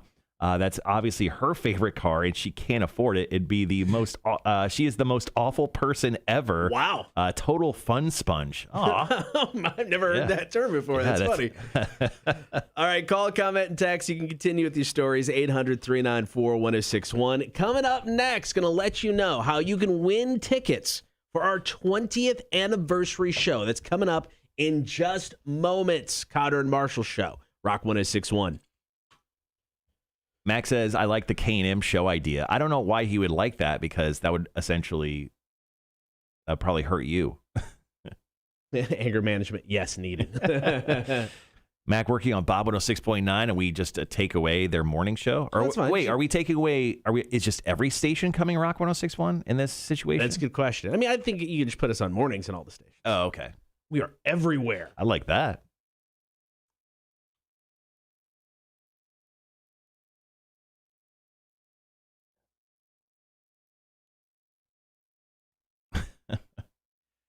Jeremy and I'm on K&M TXRX too. Terabyte, thank you for chiming in. What's that again? Mac. Nah, I'm on K&M too.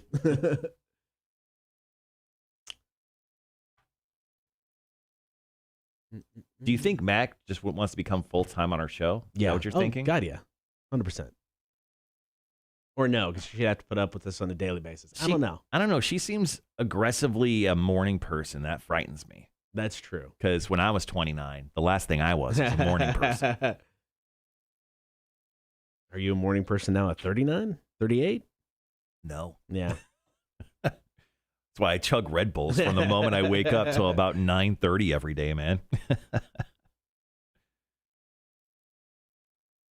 All right, so we'll talk concert here, and then we've got a couple things coming up. Kotter versus Marshall, and a little bit different today. Instead of the typical would you rather type question, or we each take a side, we're going to be arguing for one of our favorite bands, each one of our favorite bands. I'll be arguing on the side of Rush, Marshall on the side of 9 Inch Nails. Is this the Kotter versus Marshall that ends all Kotters versus Marshalls? I don't know. Maybe.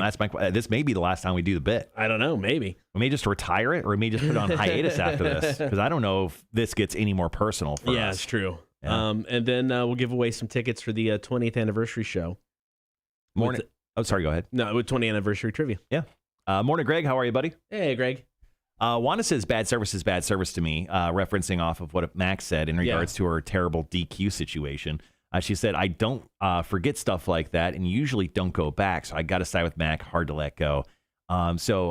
Speaking of spite, I actually have not. I used to get oil changes at Jiffy Lube, just in and out, super quick.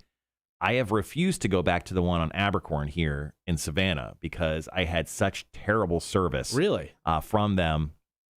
They seem disinterested in even talking to me. Right. When I pulled up, I had to usually they come out oh, okay, hey, grab us your keys. What are you looking for? Oil change. Okay, go and talk to the guy, pay for it. Won't be done in 15 minutes. Right. I was there for 2 hours. There was no one else there. What? Yeah, it was just so I had commented, I emailed the company, and I was like, hey, here's what happened. Here's the guy's name that worked there who did it. I'm not usually this guy, but I just want you to know there's nothing you can offer me that'll fix this situation. I want you to know I will never be back to Jiffy Lube nationwide. And to this day, I haven't. So, did they respond at all? Oh, yeah. They just, they apologize. They're like, we completely understand. We know of the employee that you're talking about. Oh. So this person sounds like they had some history and not so positive light at Jiffy Lube. So if you're watching the show this morning, I'm sorry I got you fired. And then, talking about spy, I have never gone back to Jiffy Lube, and it's probably been 4+ years, at least. Yeah. Wow. Okay. I get that. Mac would be an awesome addition to y'all's show. The bantering between you three is cool and works. Oh, thanks, Jeremy.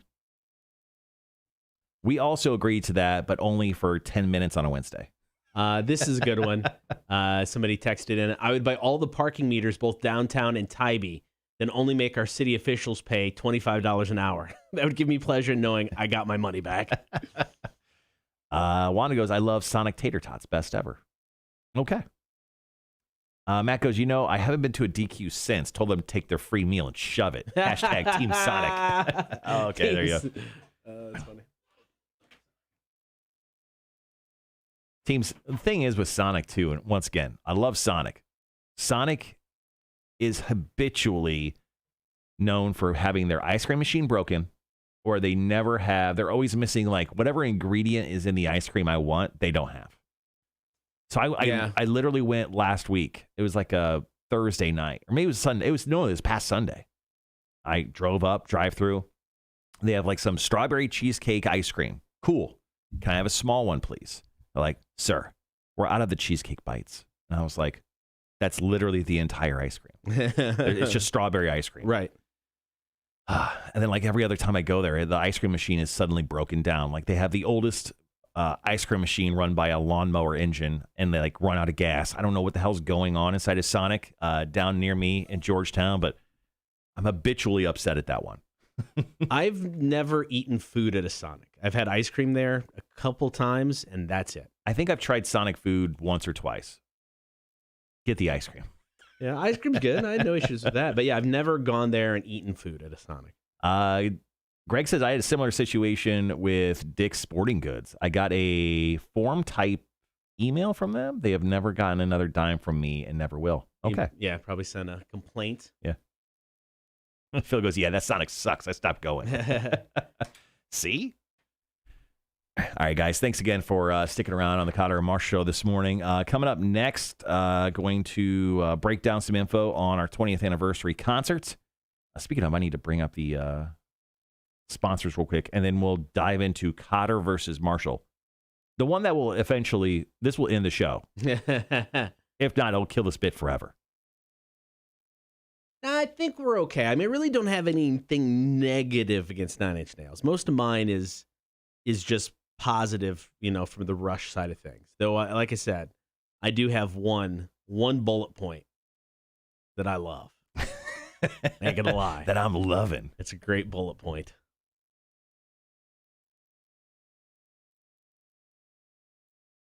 Jeremy says the foot-long Coney dog at Sonic is damn good. Never had that.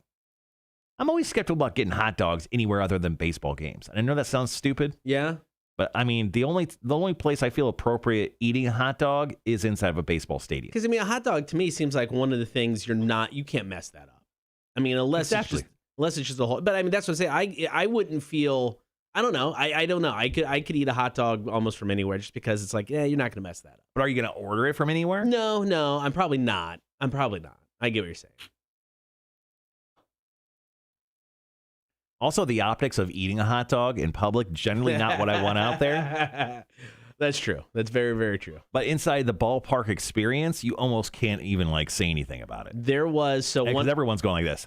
One of the things that they did in Lincoln for tailgating and pre-games for the Cornhuskers, they had something called Der Wiener Schlinger, and it was basically so many jokes, but go ahead. It was basically a T-shirt cannon, but it shot out hot dogs. Nice. And I mean, so just a crowd of people shooting out, the Wiener Schlinger and shooting out hot dogs. They were some of the best damn hot dogs. And I mean, it was just a tad bit of chili sauce on them, and it's just the hot dog. It's probably just a steamed hot dog, nothing fancy, but man, were they good. So tasty. So you've eaten a hot dog that was thrown from you out of the Wiener Schlinger. Der Wiener Schlinger. Wow. Yes, I have. And you know what? I'm okay with it. Wow. Yep. That's awesome. That's classic you. Max says, I've never had a baseball game hot dog. What? Got to change that. Oh, my God. Have you lived? Nachos are my go-to. I love getting whatever, Civic Center Stadium nachos, where it's just literally just the most disgusting cheese ever. Right. You get the one that's got the sour cream, it's got the cheese, and it's usually got some salsa, and you get some jalapenos. For whatever reason, it is one of my favorite just kind of junky foods when I'm someplace. And the corn nacho chips, the yellow just ones. The horrible. I mean, for whatever reason, they're stale. Just a cheap. It's so good. The Peoria Civic Center had the worst ones ever. So whenever I'd go to a Riverman hockey game or even a concert, I was getting the nachos. I don't know. I really can't do nachos in that setting.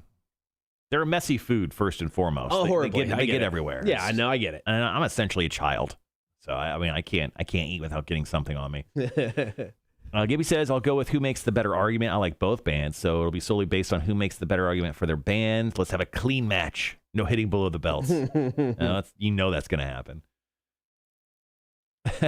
Mac, no, Marshall. No, I have not lived. All right, guys, got about 26 seconds. Going to head into just going to talk about the concert here, and then we'll set up the giveaway in Kotter versus Marshall.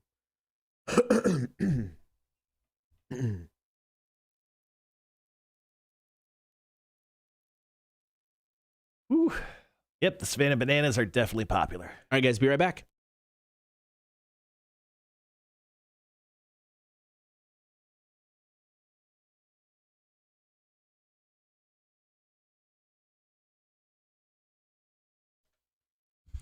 Coming up here in a few minutes, going to have your shot to win tickets for the 20th anniversary concert. We got 20th anniversary trivia. Billy, yesterday at 5:05, gave you the answer for today's question. So we'll re-ask that and take your calls here shortly. But the 20th anniversary show, man, cannot wait for this.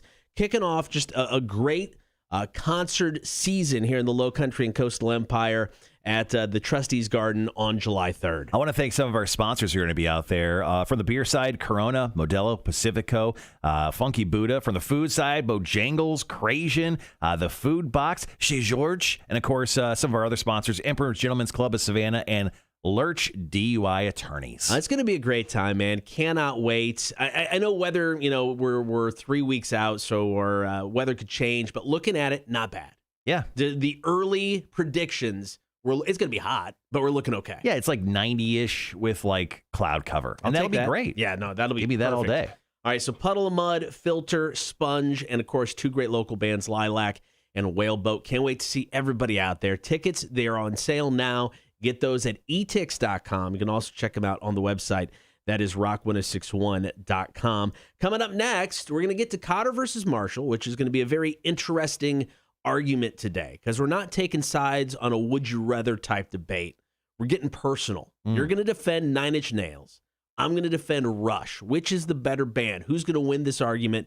That'll be up to you. And of course, coming up, your chance to win tickets for the 20th anniversary concert. Here's Everclear, Kotter, and Marshall, Rock 1061.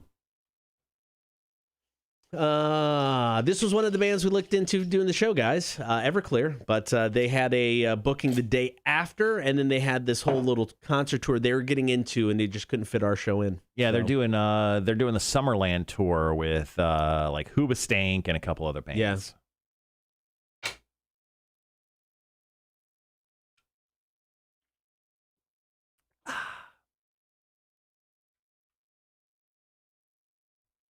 Oh.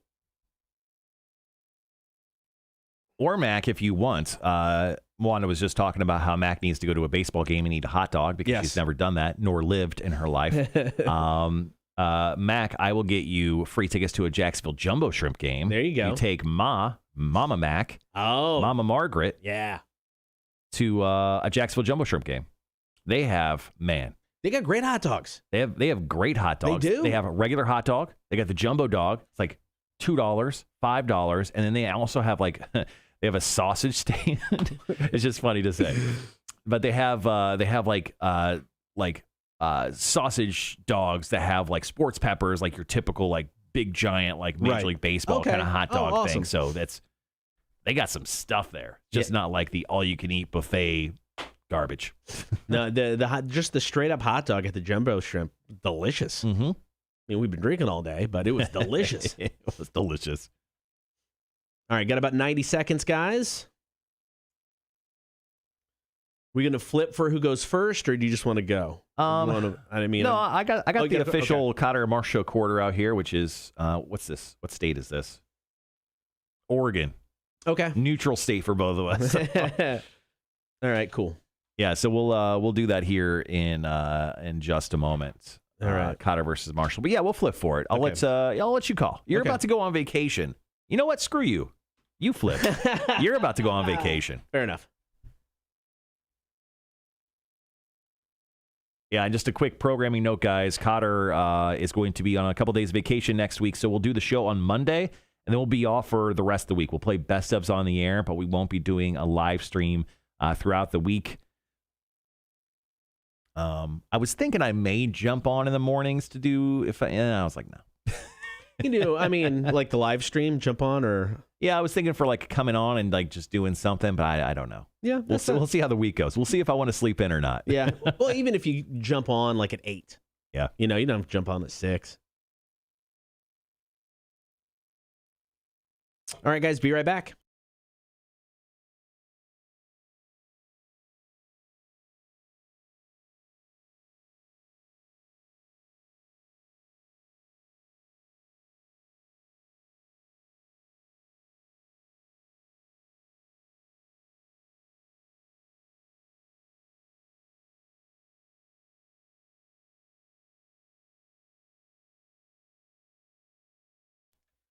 All right, coming up in just moments, 20th anniversary trivia, your chance to win tickets for the Rock 1061 20th anniversary show. Hopefully you caught Billy in the Badass Rock show yesterday at 5:05. She gave you the answer for today's question, so we'll get to that here in just a bit. First, though, we got to have Kotter versus Marhsall. This is a segment where we just argue with each other. Typically, it's like a would you rather type question where we each just take a side.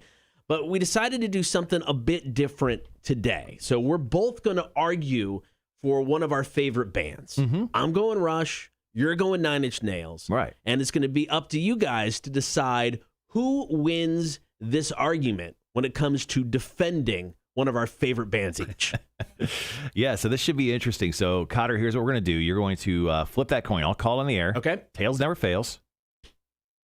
It is Tails. See? Told you. Tails. All right, I'm going to go ahead. Now, I'm going to come out swinging. So that's what we're going to do. You're going to go first? Yeah, I'm going to go first on this discussion. Once again, this is a little bit different. Yes. We're just talking our favorite bands, why we think one is superior over the other. I'm ready to go. Once again, I get 30 seconds without any interruption from Kotter himself, and then we'll go from there. You ready? I'm ready. Yeah, okay. Take it away. All right, guys. So obviously I get this. Art. We're trying to determine which artist is better, and how difficult is it to describe and fight off art in itself. We both admire each other's bands. Now, do we hate each other's bands? A little bit in person, and I understand. It's a 3-1 fight. 3 members of Rush, 3 legendary performers versus 1 very talented maestro. But let's break down some facts, because stats are facts, Kotter. First and foremost, Trent Reznor was recently given a compliment by someone who never speaks good of anyone. That's right, I'm talking about Courtney Love, who is quoted as saying, as for Reznor, at least he's talented, but still a creep. And you know what? I'll take that creep part. She said he was a creep. And here's the thing. Don't interrupt me. 30 seconds is up. He is still very, very talented, and she doesn't compliment anyone. She never complimented her husband. She also killed him. Allegedly, yeah. Also, he's obviously created art for his music videos and for his live shows. Rush literally has a white owl. That's what they're known for. No. The owl and a clock. Have you never seen their shows? I've been to shows. They do all kinds of great stuff. They always had the opening video they would do that was well-produced, well-written. And let's just bring up, once again, stats are facts. Nine Inch Nails, a.k.a. Trent Reznor, is almost an EGOT winner.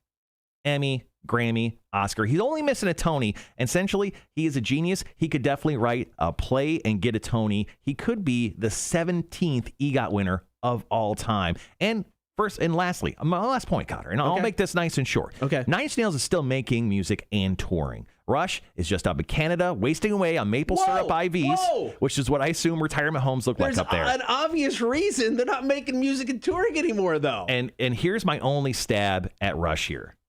Neil Peart hated Rush. So much so, he refused to travel with them, and he only showed up minutes before the show, each and every show, because he hated the band. He didn't hate Rush. He hated the popularity and the fakeness that came with some people and stuff attached to it. So did he hate the band? No, he loved the guys. There were 3 very close friends.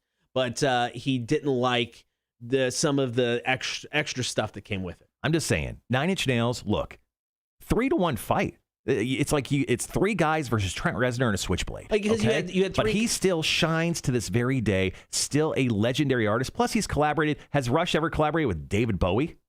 Have they ever collaborated with Marilyn Manson or Queens of the Stone Age or Dave Grohl? I don't think so. No, that's fine. I mean, Rush plays well with others as well. Maybe they haven't collaborated, but you know what? Still going to win this argument. So we'll get to my side of things about Rush coming up here in just a minute. First, it is time for 20th anniversary trivia. First person to call in and get this question right scores tickets for the 20th anniversary show. Here we go. Sponge who's playing the 20th anniversary concert, has a song partially named after what John Hughes comedy from the 1980s? Sponge, who's playing the 20th anniversary concert, has a song partially named after what John Hughes comedy from the 1980s? If you know the answer, call us now. Your chance to win. 800-394-1061. Kotter and Marshall, Rock 1061. Jump right into And here's the call.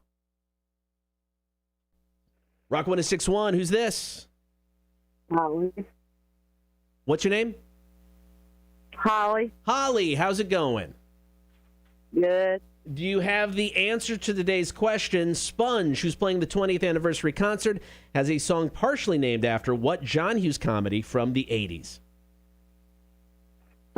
16 Candles. That is correct. You score some tickets for the show. Hang on one second. Let me get this jotted down. All right, Holly, we're going to give you a call here in a bit, and we'll get everything figured out and get you set up. Thank you. All right, thanks. No. All right. All right, listen up today, 5:05, your chance to get the answer for tomorrow's question. Billy and the Badass Rock Show will have it for you. So that is your chance to win 20th anniversary trivia. Kotter and Marshall, Rock 1061. All right, guys, Cotter's going to edit up that audio real quick. We'll be right back on the stream.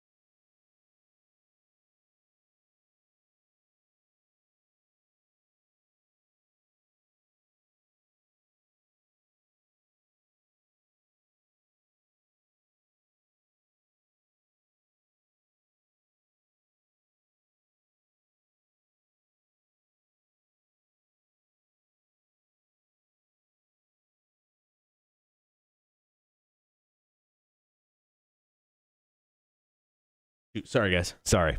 Buttons. Buttons are difficult. We've talked about this. Anyway, yeah. So what I was talking about was the defense of Kotter versus Marshall for Nine Inch Nails. I could have brought up the fact they're Hall of Famers, but both Rush and Nine Inch Nails are Hall of Fame. So I mean, that's just fighting against the same current, going the same way. So I thought I brought up some solid facts in regards to the defense of Nine Inch Nails. Plus, I mean, just overall, I mean, if you look at just the awards that Nine Inch Nails has received, they've received more awards. And the EGOT stuff is cool. I mean, don't get me wrong. I think Trent Reznor is a genius, a great artist, and I wouldn't be shocked if one day he would I would love to see a Trent Reznor musical. And I would not be surprised if he eventually gets the EGOT thing. My only thing is, though, when I'm going to see a Nine Inch Nails show, I don't need the soundtrack to The Social Network played. So him as an artist, I think it's cool. But I mean, when as a band defending Nine Inch Nails doesn't mean a whole lot. Have you been to a Nine Inch Nails show? What do you mean? No, I've never seen Nine Inch Nails. You just said, well, when I go to a Nine Inch Nails show, I don't need the Social Network soundtrack play. No, it's nothing like that. No, I know. That's what I'm saying. That's what I'm saying. So the Oscar thing is cool for him personally. Yeah, and I think it shows how talented the dude is. Mm-hmm. But as a band, I don't care. I don't care that Nine Inch Nails has got an Oscar winner in it. Play some tunes, not the movie soundtrack.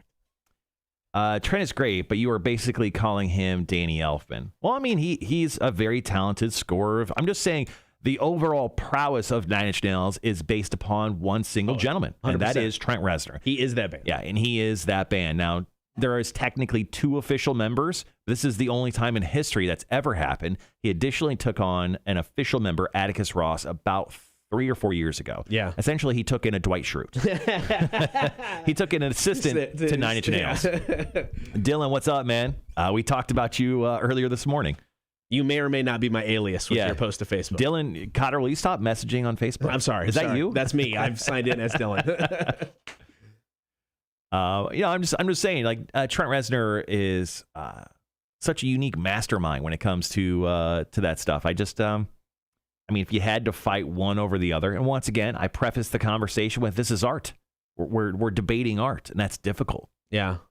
Damien had a Spite purchase. We may have to cover here just on the stream here in a second. Yeah, let's do it after the break here, because that is quite the girthy one. And then we'll need your guys' votes after I make my argument for Rush, and then we'll announce it coming out of commercials prior to the top of the 8 o'clock hour. It's quite the girthy one. It's moist with spite. The Dwight Schrute argument is better than the Courtney Love approval argument. Well, there you go. Consider that. That. All right, guys, we got about 40 seconds. We'll wrap up Kotter versus Marshall. We'll play back our winner call for the tickets.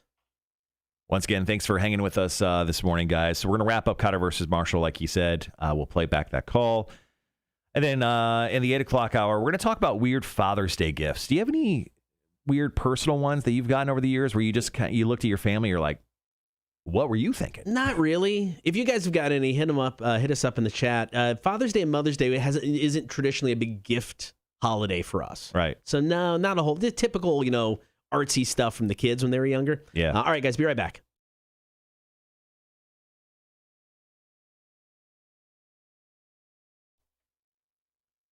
We're giving away tickets for the 20th anniversary show after we finish up Kotter versus Marshall here in just moments.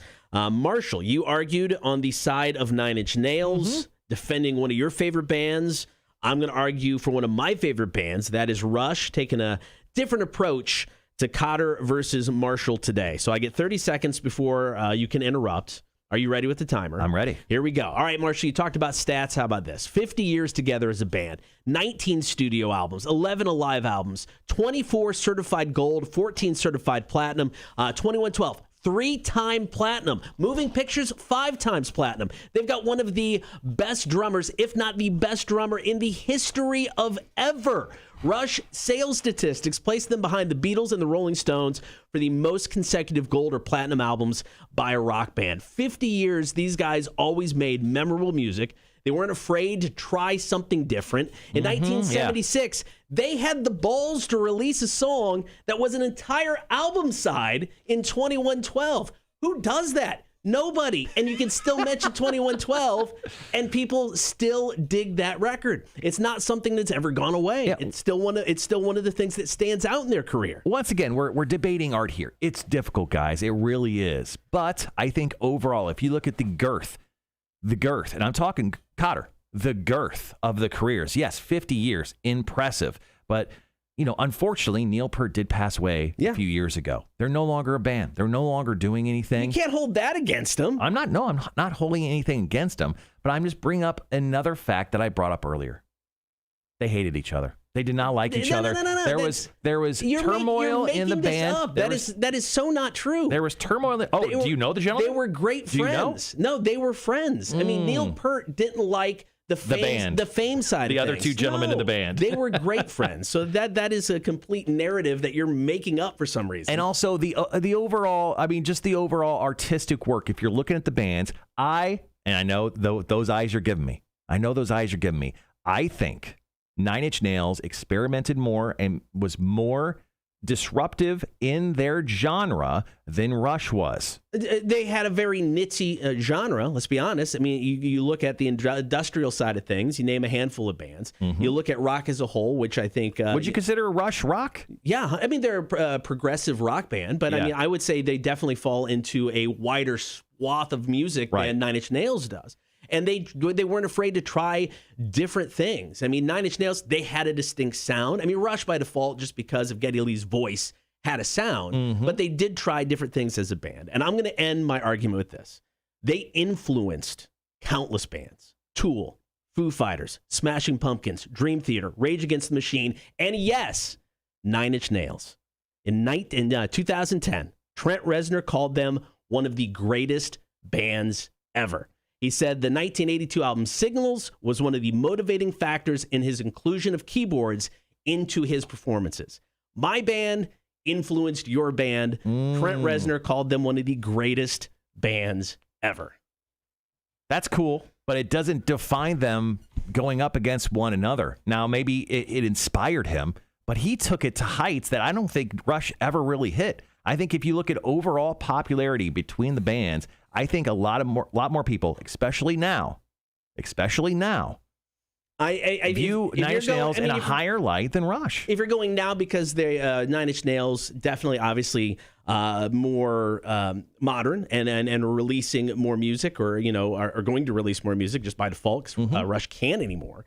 But if you look at the whole of their careers, no, Rush blows them away in popularity, blows them away in album sales, blows them away in pretty much everything. Album sales, that one's completely off. Why? No, not for the fact that total album sales, but just because of the time we're living in, because people steal music nowadays, and that doesn't even count. Nah, that totally counts. All right, it is up for you to decide who wins. All you got to do is hit us up with a text, 800-394-1061, or comment on the chat. Before we get out of here, though, we got to give away some tickets for our 20th anniversary show. We have the answer for today's question, which is Sponge, who's playing the 20th anniversary concert, has a song partially named after what John Hughes comedy from the 1980s? 16 Candles. That is correct. You score some tickets for the show. Thank you. All right, listen up today, 5:05, your chance to get the answer for tomorrow's question. Billy and the Badass Rock Show will have it for you. So that is your chance to win 20th anniversary trivia. Kotter and Marhsall, Rock 106.1. Rock 106.1. Congrats to Holly scoring herself some 20th anniversary show tickets. Going back to our discussion earlier this hour, we talked about what would you guys buy if you won the lottery for one spite item. Damon Firian, chimed in. He goes, well, my one is very personal. I got into a car accident that broke several bones a couple years back, and if I won the lottery, my spite purchase would be to buy the hospital I was taken to and fire everyone in the insurance processing department, as well as whatever department that handles the release of stuff like wheelchairs. The reason for that being, they tried to charge me out of pocket for surgery and tried to send me home without a wheelchair when I had a broken leg and arm. Good Lord, Damon. Damn, man. Yeah, that's some personal, spiteful stuff there as well. All right, guys, go ahead, and if you don't mind, vote for who won that argument between Nine Inch Nails and Rush. Once again, it's That one's oddly, it's more personal than it is relative to debate two bands and their overall art itself. Because their art is amazing. We both have to agree. Yeah, no, I don't hate Nine Inch Nails at all. Stuff that Rush did was amazing. Stuff that Nine Inch Nails done, have amazing. Is there some bad stuff? Yeah. There's bad stuff up and down the board for both these bands. Greg says, I got to give it to Kotter and Rush. Kotter came prepared. I give Rush the win on this one. Only if you came prepared to write correctly, Greg. Would you say they charged him an arm and a leg? Nailed it.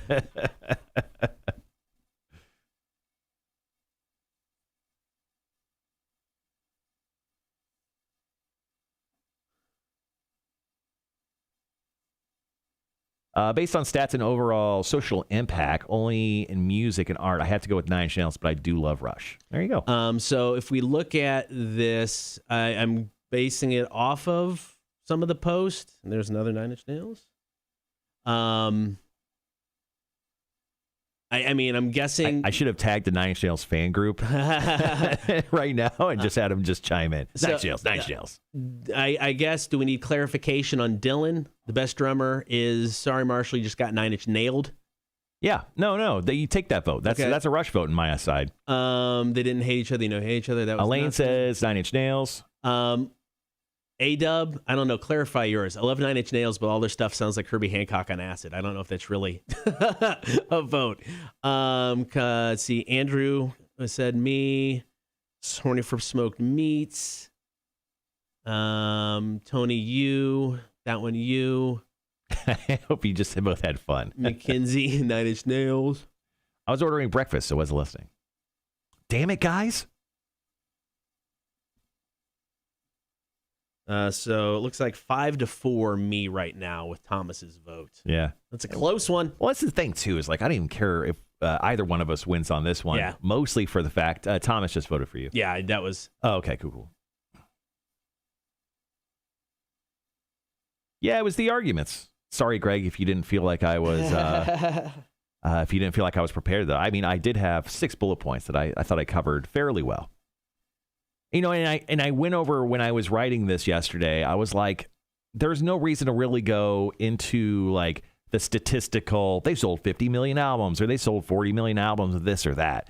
Or, you know, they're both, I didn't think the album sales really matter as much as who is the better band.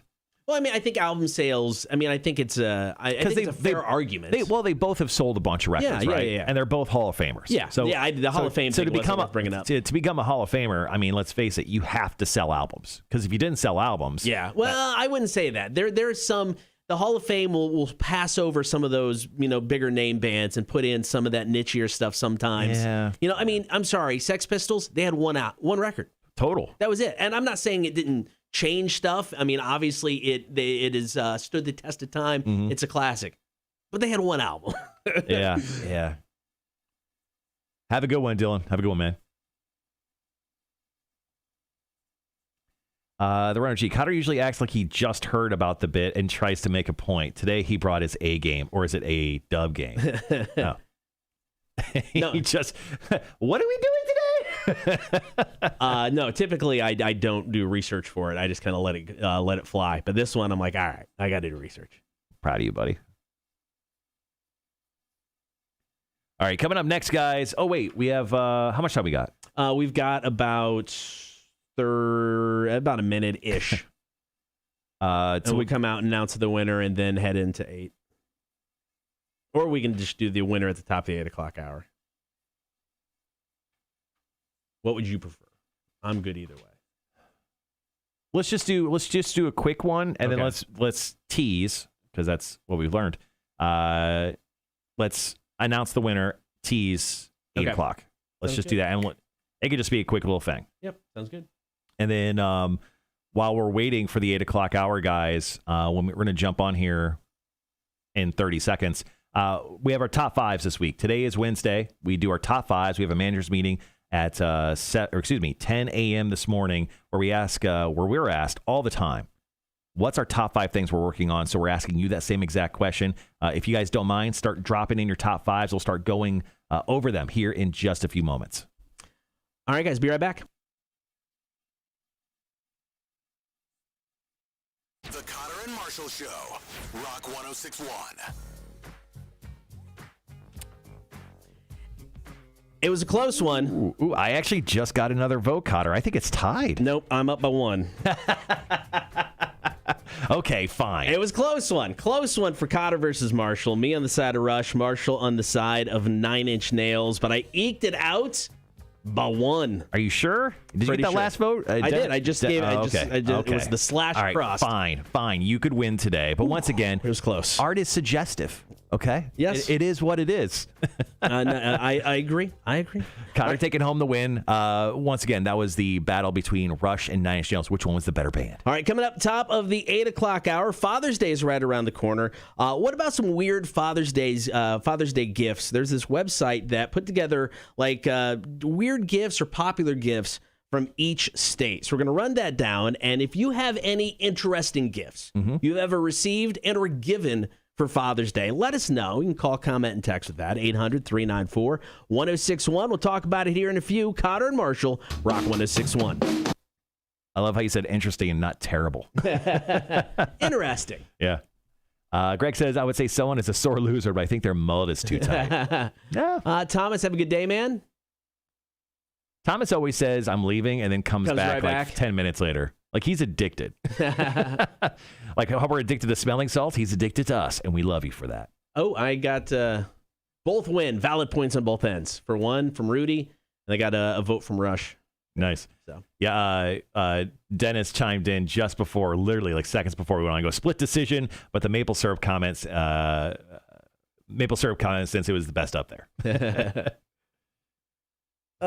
So thank you for everybody for hanging out. Got a nice group of the horde here on Twitch. I can't see everybody else, all the other numbers, but Twitch is looking good. So Looking thank you solid. guys. Yeah. Yeah, so once again, we're going to drop in our top 5. So once again, guys, we always have to do our top 5s for Wednesdays when we go to our manager's meeting. Hey, we're working on the 20th anniversary show. Hey, Cotter constantly says he's working on imaging when he's not. All sorts of crazy stuff. You like that comment. So go ahead and drop in your top 5s for the week. What do you got to do? Mow the lawn? Do the laundry? Not murder your children? Go ahead. Drop in your top 5s, and we'll start going over some top 5s from you guys here in just a few moments when we start getting those in. I actually got to drop in my my top 5 here. My work top 5.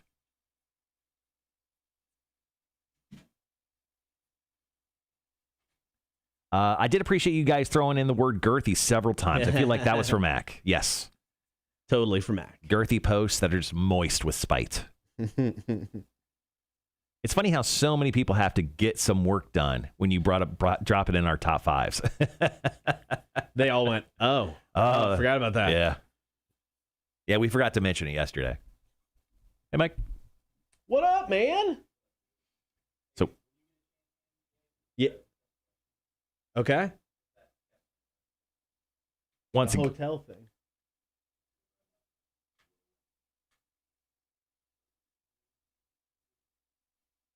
Hotel thing. Okay. Okay. Okay.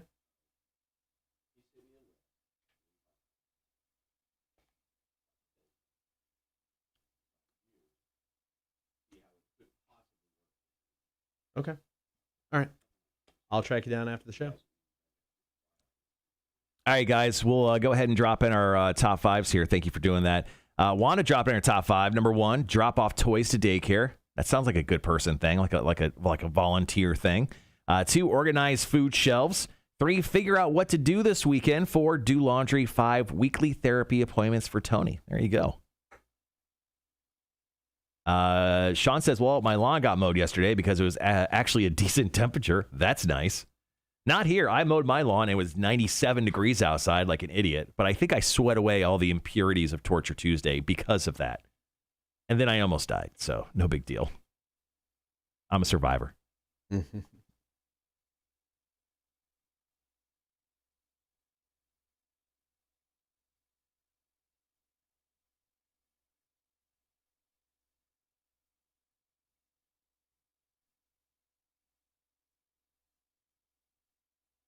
All right, guys, just over a minute. Mm-hmm. Just over a minute. Going to jump back on.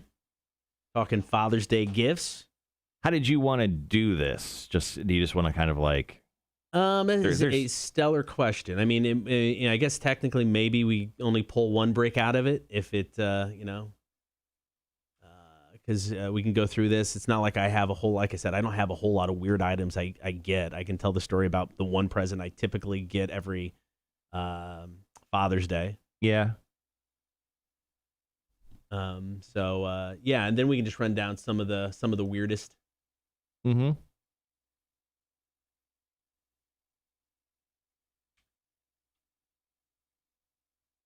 I got about 30.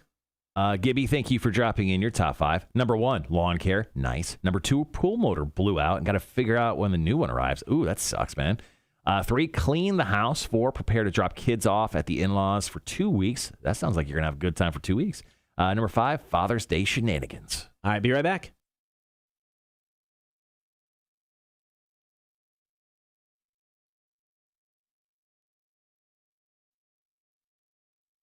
And Marshall, Rock 1061.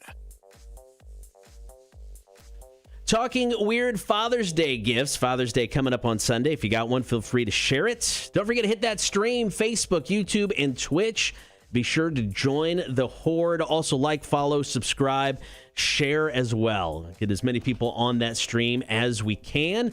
So there is a website that put together what different states are searching for when it comes to Father's Day and some interesting gifts. Simplecodes.com is that website. Now, Father's Day and Mother's Day in the Kotter household, not traditionally big gift days. You know, it's not like birthdays or Christmas. We don't go necessarily all out with gifts for those days. In the past, when the kids were younger, we got the stereotypical, stuff from school or the crafts. Right. I've got like I don't typically wear a tie, but years ago, my youngest in school made just out of cardboard tie, and it was laminated, and it was something written on the back. I think I still have that in my office somewhere. But the thing I traditionally get every year, and I guess maybe this is kind of weird, but I absolutely love it. Years ago, there was a s'mores cereal. It was like they took Golden Grams, doused chocolate on them, and then threw in those little hard, typical cereal marshmallows. Right. I loved that cereal growing up. It got discontinued. So years ago, my wife and kids decided we'll just make it for you. And took Golden Grams, melted chocolate over them, threw on the, you can just buy the little cereal marshmallows, threw those in there, and I basically get 2 boxes of those every year.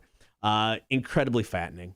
How long does it last? It does get stale toward the end, right? Because they'll bake it and they put it back in the box, so it does get stale toward the end. But I'll eat it stale. It will last me a good month and a half. I mean, I don't typically eat a lot of breakfast, especially cereal, but this I will eat it for lunch. I'll eat it for a snack. I'll eat it for anything. It is so good, and I look forward to it every year. So fingers are crossed that I'm getting it this year. I don't know. My wife and kid have been out of town for the past week and a half. I was going to say, not. You're going forward, though. I mean, your kids aren't going to be in the house. I know. Probably not going to get any more. It's so sad. Oh, man. So who's going to be there to celebrate you?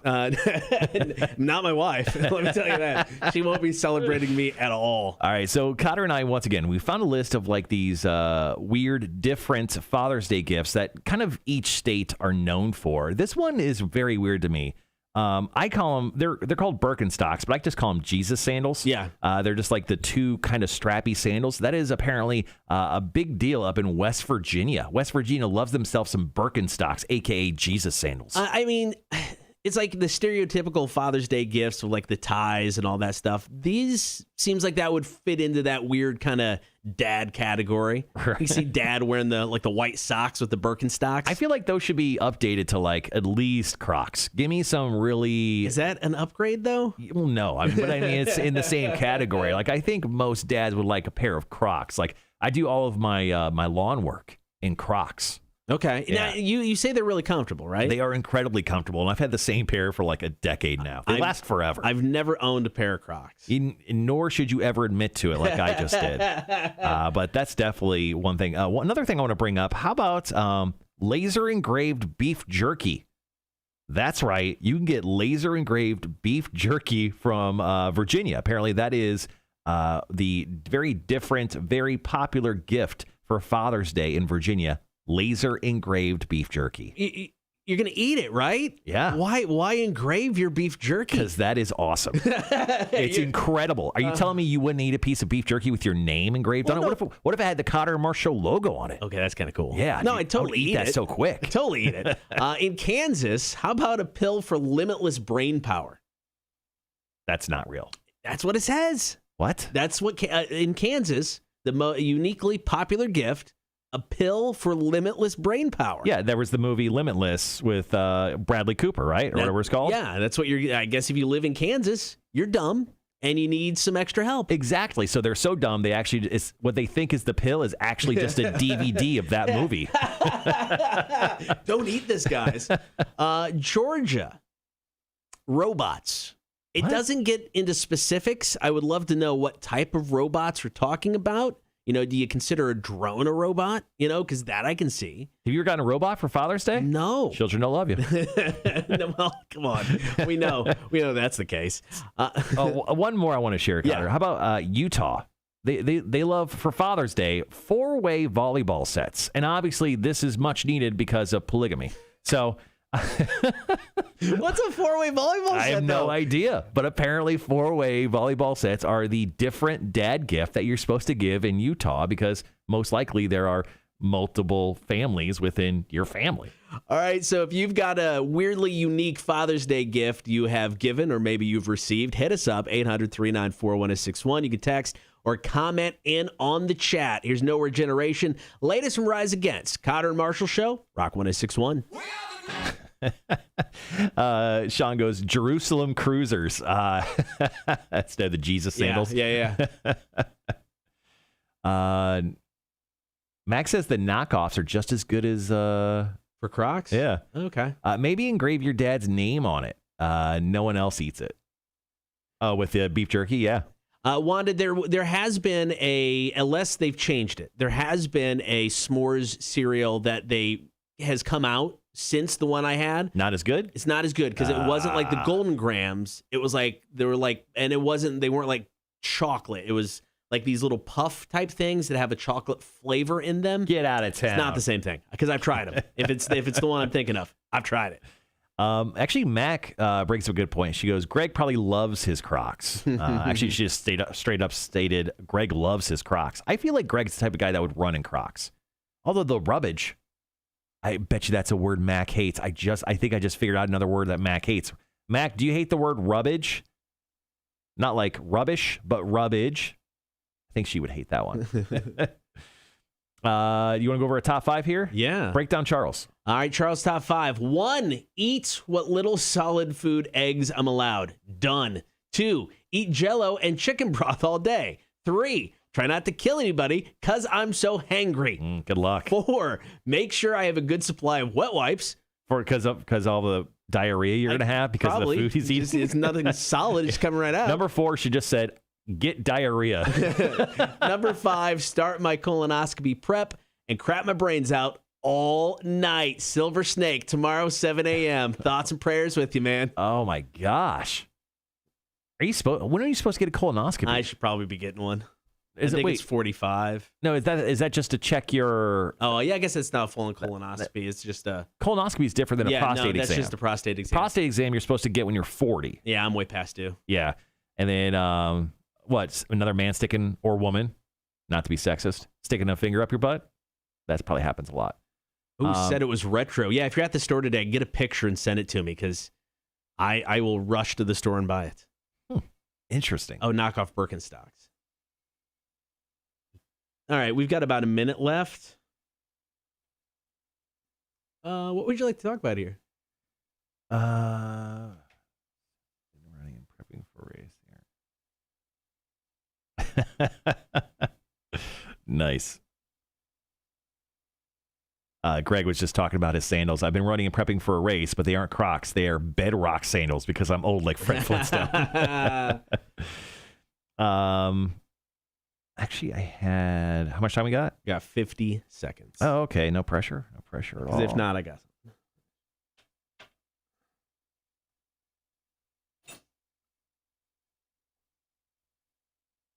some. Let's go with you. I thought I had some. Okay.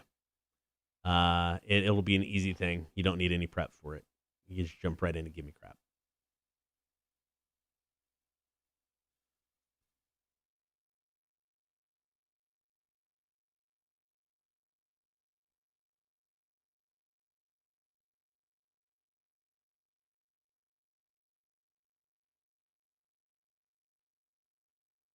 All right, guys, be right back.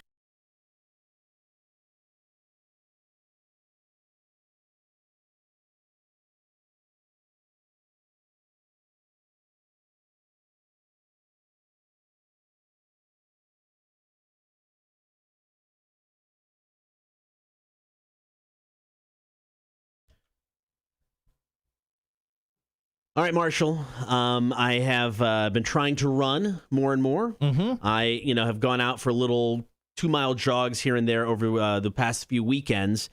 I am saying this on the air, so I have to hold to it. Oh, The Hash Group runs every Saturday. yeah. I was going to run with them last Saturday, but it coincided with me having to take my kid to work. Couldn't pull it off. Wife will be back in town this Saturday. So I have reached out to them and said I will be there on Saturday. So I'm committing now to not only running this weekend, but running with this group, with this Hash Group. Right. And so I am 100% in. I'm saying it on the air now. And if I don't run on Saturday when Torture Tuesday comes back, I will take the first one. Okay, so let's just go over this real quickly. Yeah. First, you've been lying about running. No, I haven't. You've been saying that you've been running like 3 miles every weekend. 2. I have not gone 3.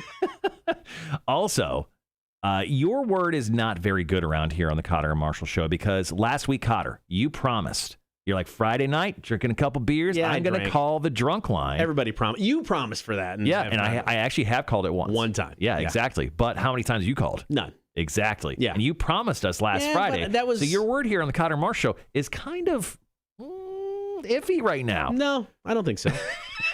I think I'm good. So I'm running with the group. You're okay. So This Saturday. how long is the run? I have no idea. I really don't. So they don't. All they do is like Thursday night. They go, here's the starting point for where we're going to run from, because they put together different trails. So it's not like here's the route. Here's where we're starting from. So if you get there and it's 10 miles, I'm screwed. how screwed are you? Very. And with hashing, it's not just necessarily you're running out on the road. So they have different levels, of things. They like rate their trails like 1 through 5. 1, road race. You're just running on the road. 5, you could be up in water up to your waist. Yeah, it's like adventure running. Yes. So I don't know. I don't know what the level's going to be. I don't know how long it is.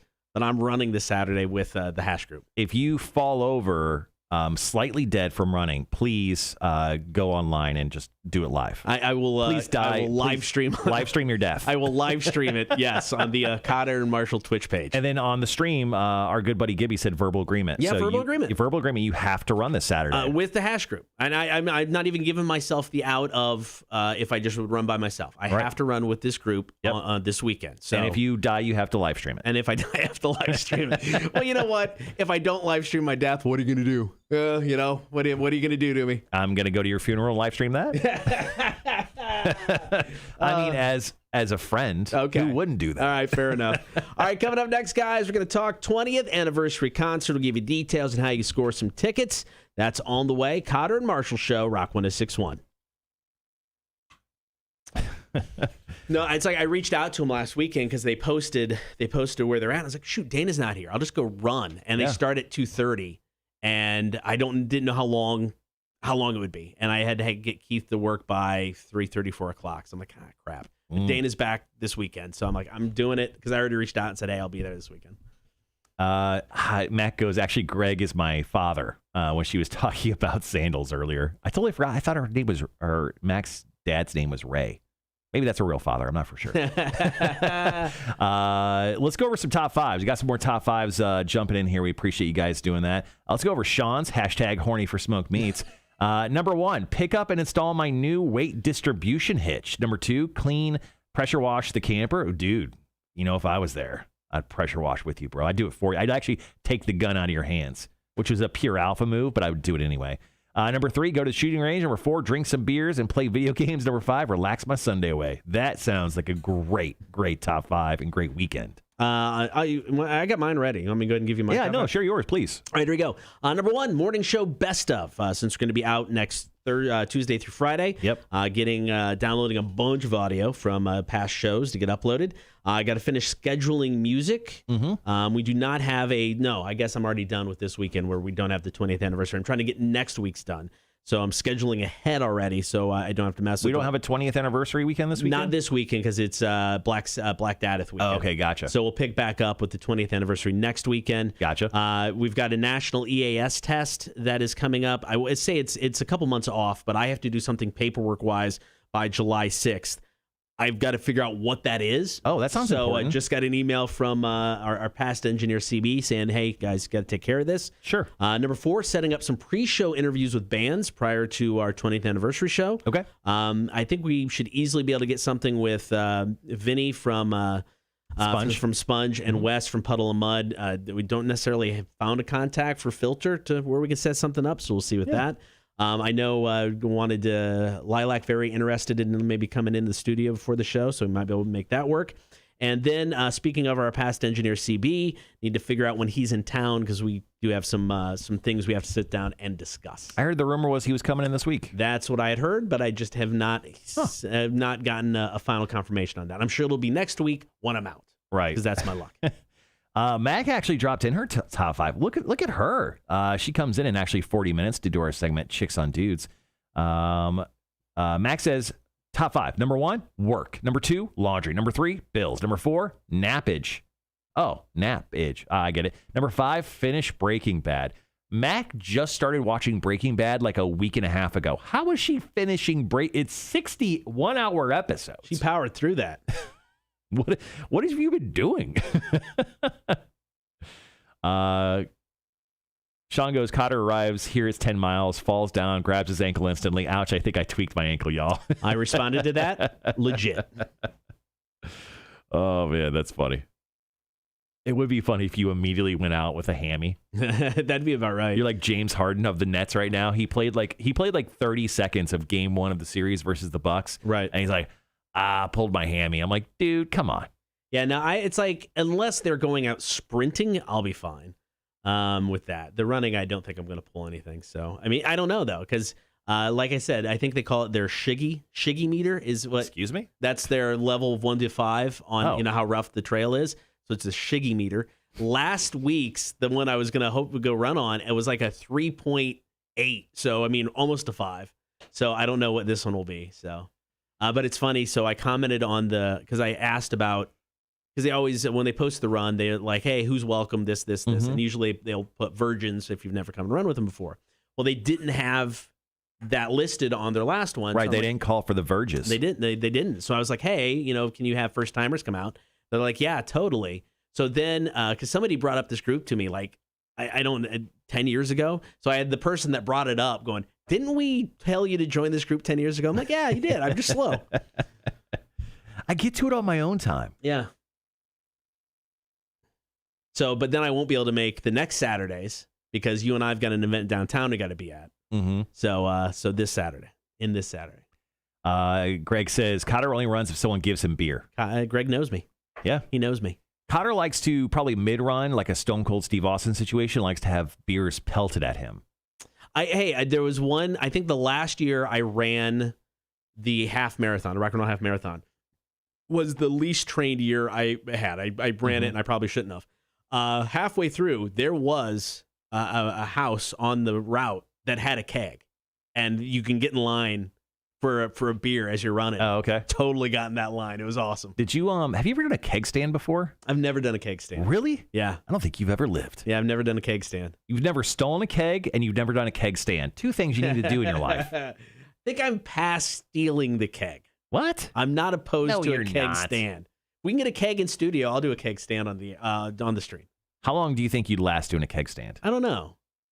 What am I chugging in the keg? I mean, if it's a Bud Light, I think I'm pretty good. I mean, if you're talking IPA and something, yeah, no, I'm not. No, it's just a like natty light. No, I think I can hang for a bit. How long? Like I don't know. What's a good time? I don't like 30 seconds. Sure, I don't know. Hold on. This is I haven't done this in a while. Marshall, Google something. How long is the average for a keg stand? First thing, how long is a respectable keg stand? Respectable.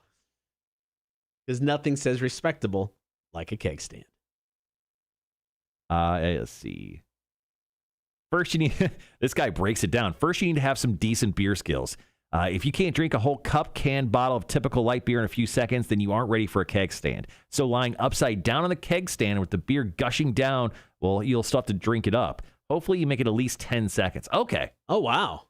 So how do we, So obviously, you know what keg stand, you're upside down. You're upside down. So we would need to procure a keg and then people to hold me. Yeah. So, 30 seconds I feel like is a really long time. I actually take that back. Yeah, I think 30 seconds is probably a long time. For you, first timer, old timer, I'm going to give you 8 seconds. It's like riding a bull. Right? Cotter has to last at least 8 seconds doing a keg stand or we all lose respect for him. Okay, fair enough. Habersham, give us a keg. Yeah, someone give us a keg of your lightest beer. Mac, Shiggy, Shiggy. Is that a word you don't like? Shiggy meter. Mm-hmm. I feel like it would be. What about the word rubbage? Like when you're you're wearing something that doesn't fit quite right, and there's rubbage on your feet or your ankles, like you're not wearing chafing. Yeah, some chafing. There's people also call it rubbage. How do you feel about that? Rubbage. Say it again. Rubbage.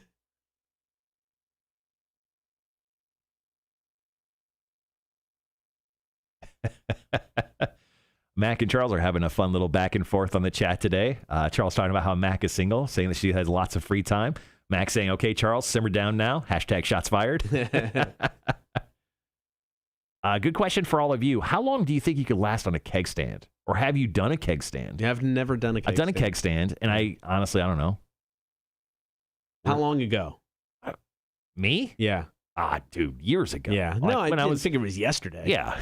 It's just last Thursday. Yeah, I was just hanging out in my backyard by myself. I built my own keg stand. I just got to flip up into it. Yeah, I just put my feet up against the fence. All my neighbors see is like the last foot of my feet. What is that guy doing? What's he doing?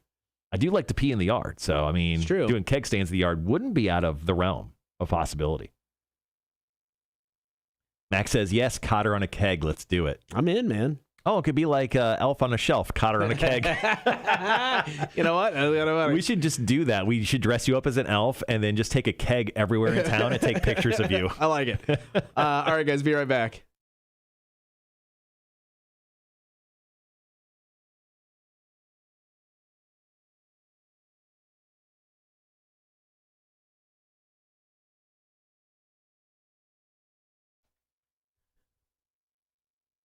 All this week, you have a shot at winning tickets for the 20th anniversary show, Saturday, July 3rd, Trustees Garden in Savannah.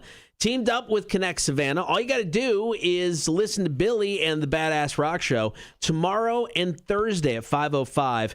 She's going to give you the answer to a trivia question. We're then going to ask that question during the 7 o'clock hour the next day. Call in. First person who answers the question correctly scores the tickets. You get to check out Puddle of Mud. You get to check out Filter, Sponge, and, of course, two great local bands, Lilac and Whaleboats. Now, we were just talking off air about doing keg stands. Cotter, what if we got a keg on site that day? What if you did a keg stand on stage? If you could get a keg for the 20th anniversary show, yep, and we can get it up on stage in a way that I'm not going to destroy any equipment with beer, yes, 100%. Now, wait a second.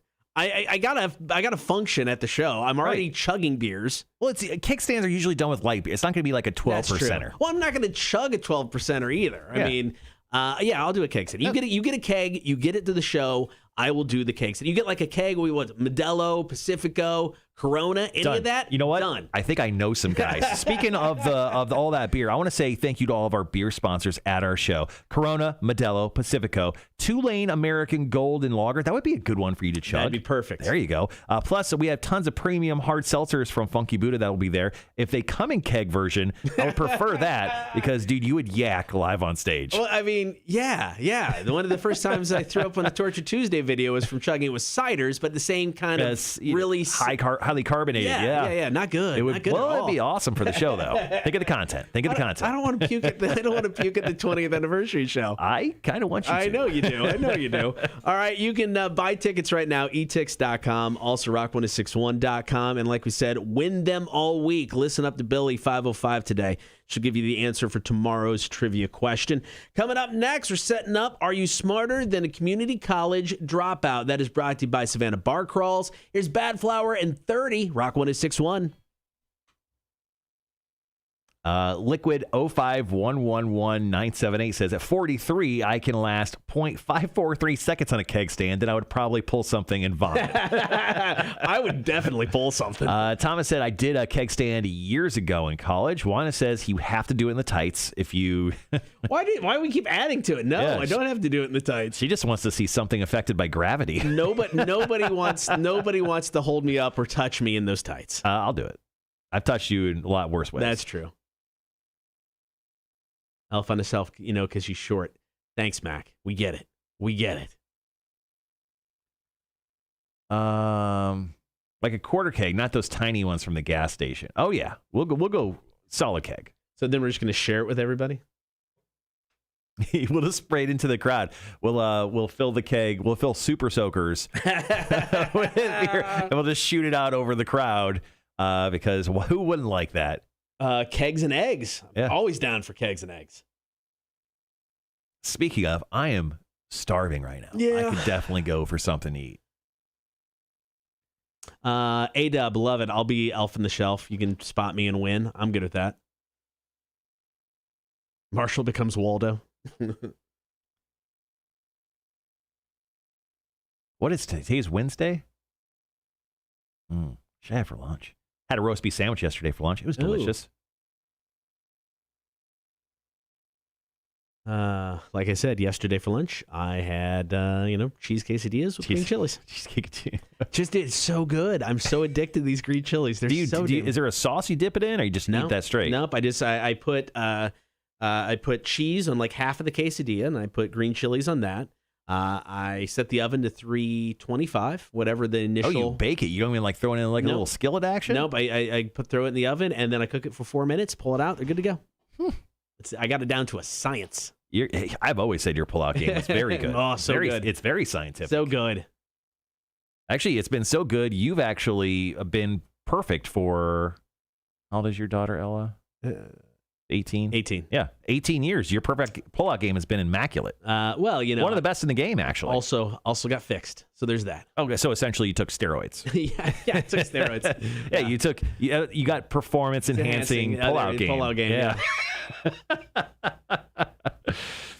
Actually, I bought some green chilies, and I think I used them once on a sandwich, and they were delicious. Yeah. And then I used the rest for our mystery box, and I haven't gone back and bought any more. I'm down to 2 or 3 green chili containers in my house because of this week. I mean, I was up to I had like 10 plus. Why would you have that many? Because I know I'm going to eat them. And I just want them there, and I don't want to risk not having them. I mean, they come in like a small little cup. Yeah. Like a tiny little like ice cream cup, like if you've seen those single serve things. Yeah. Do you use a whole one on? I use almost a whole one. Oh my God. That's a lot. I love green chilies. That is a lot, though. I know, but I love green chilies. They're delicious. Jesus Christ, man. There might be more green chilies than cheese. Bro, I don't know. You have an addiction. That's so good, though. Can't stop. How are your BMs? Sometimes more violent than others. Tony, you're going to New Mexico? Oh, shoot. Be right back.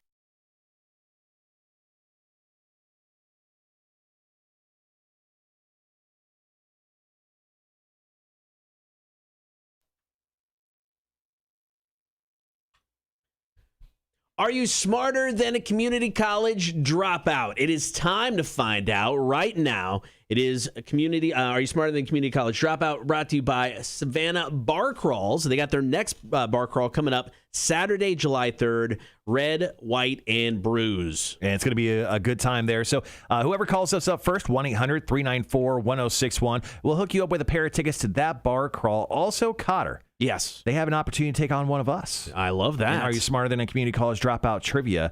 7 questions, 60 seconds. And no matter what, once again, Win, lose, or tie with us, we'll hook you up with a pair of those passes to go check out the Red, White, and Brews Savannah Bar Crawl happening on Saturday, July 3rd. All right, hit us up now, 800-394-1061. Are you smarter than a community college dropout? Rock 1061.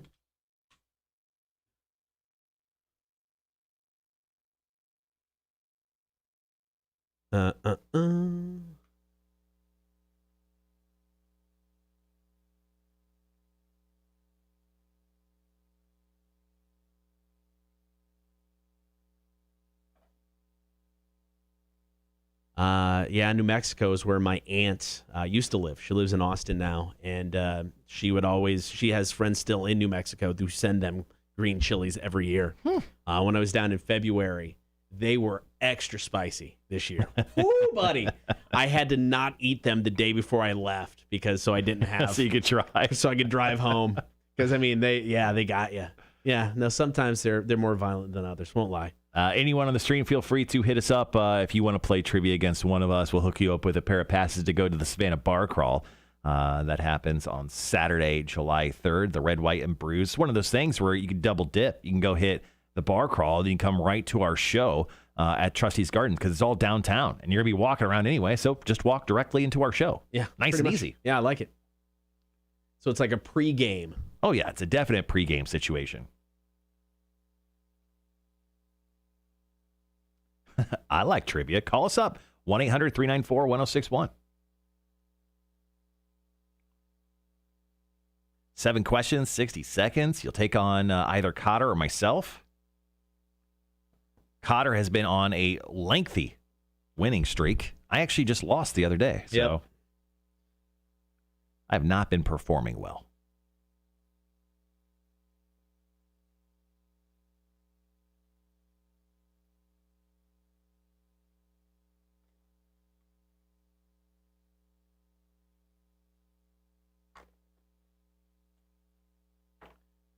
But after trivia today, Mac is going to stop on in. Chicks on Dudes will be on the airwaves. We've got 3 questions that we are going to have answered. Normally I do when I am driving into work, but I had to get here early today. Oh, that sucks. But we're going to have Mac stop in, and we'll have her answer some questions. I feel like we have some really good questions today. Yeah, I think they're good. Speaking of, I need to find the email that has those questions on them. I know I sent them to you yesterday. What did I put them under? Oh, there it is.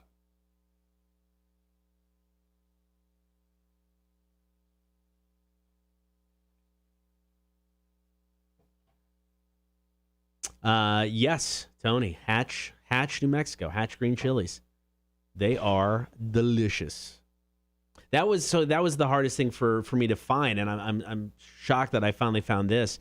Because it's like, when I go to Austin, you get the green chilies that are from New Mexico. Mm-hmm. And it's like I've been trying to find a good substitute for years. And normally it's like, okay, here's green chilies, diced green chilies in a can, and they're not good. They're not prepared right, not whatever. Then I found these, and 100%. I think I am the person keeping them in stock at Kroger because I effing love them. Well, I went there and found them in store, and they're in like the most random aisle, on the top shelf. Yeah. These green chilies, so they are very hard to find. So if you go to the store, Because I move them every time. yeah, and I just hide them. I heard Kotter talking about these green chilies. Trust me, you won't find them.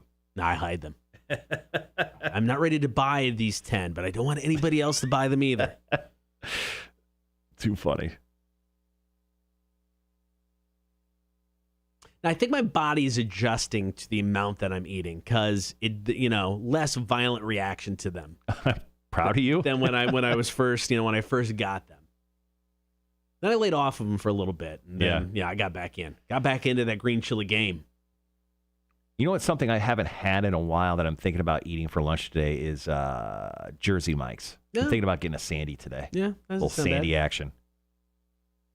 Although my wife made dinner last night, she just made like a teriyaki chicken, brown rice, and veggies thing, and it was awesome. Oh, nice. So it depends on how lazy I am when it comes to actually wanting. Do I want to stand in line? Do I want to put up with that, or do I just want to go home and eat? We'll figure that out. No, I'm. What am I? So what do we do? Oh yeah, last night just had the burgers on the grill. Mm-hmm. I think that was probably my last grilling session with this grill. I don't foresee me grilling again until we get a new. You're retiring it. Yeah, it needs to go. And then I think my brother's going to be in on the 4th, at least for part of the day. So I think we're going to do a grill out on then. And if I've got people over, definitely need the new grill. So we'll probably have a new grill by then. So this is probably the last use of this grill.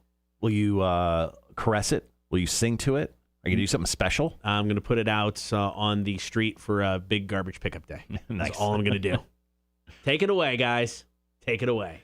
All right, so probably just going to have to run against each other here. Yep. We'll go after this because we're doing okay time-wise. You just want to break it into 2 breaks That's then? kind of what I was thinking. Yeah, just do that. Go after this, and then we'll, go another song, and then come back and do it then. Yeah, and I've got a breakout of a lot of the stuff we have, so I haven't got approval on some of the other stuff I can't talk about. But anyway, we should probably go over that real quick, take like 2 minutes today. Okay. And then I'll show you what we have, and then we can probably lay in some stuff throughout the next couple weeks. Sounds good. Tony says you need to try green chili ice cream. That exists? I'm sorry. We don't have time for somebody now. Green chili ice cream. That's interesting. I'm not opposed. I'll try anything, especially if it's got green chilies in it. Like my aunt, one of the best things she makes is green chili rice. And it's just rice, green chilies, and cheese. And then you take a soft-boiled egg and put it on top of it so you get some of the runny yolk. Oh, okay. And it's so simple, but so effing good. Okay, I'm into it. It actually does sound good. Yeah. Because it's like ricotta cheese or, that type of, it's that Dude, type I love of cheese. ricotta. I do too. You could put ricotta over a dog turd and I'd probably eat it. It's so delicious. So, yeah, it's really good. It's one of my favorites.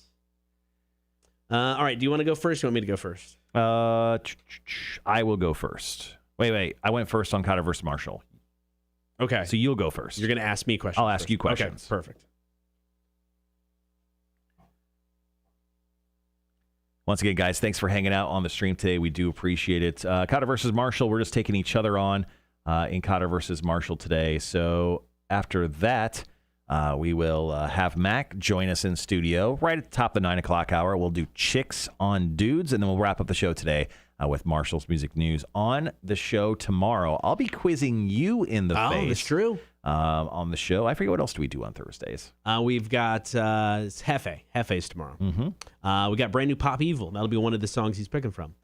Tony, they put it green chili on everything there. McDonald's has it for burgers there. That's awesome. I went to New Mexico once when I was a kid. When my aunt got married, I was there for her wedding. So I don't remember anything, really. But I'd love to go back and just eat some fresh green chilies from there. I'd be all about that. All right, Sean, you're a meat guy. If I'm looking to get a grill, any type, it doesn't need to be like a specific. This is the model. If you're, what type? Gas. Charcoal. I'm looking for something that's got a griddle on it because my wife and kid don't eat meat, so nice to be able to griddle up some veggies, and I don't have to intermingle with the meats. So just any recommendations on a style of grill? I'm open for suggestions. How'd you make the fire on the grill this time, Cotter? With pre-doused charcoal and a lighter. With a flint. Yeah.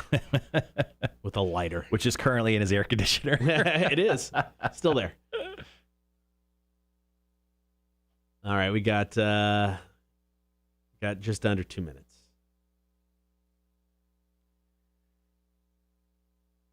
Yeah, buying a grill with a griddle is not exactly... I don't see that a whole lot. No, so like I said, I found one it's a gas grill, and it doesn't have its own griddle. It comes with a griddle, but you just put it on the grill. Okay. So it's not like its own spot. Yeah. But it does have a burner on it as well, which I think was kind of cool.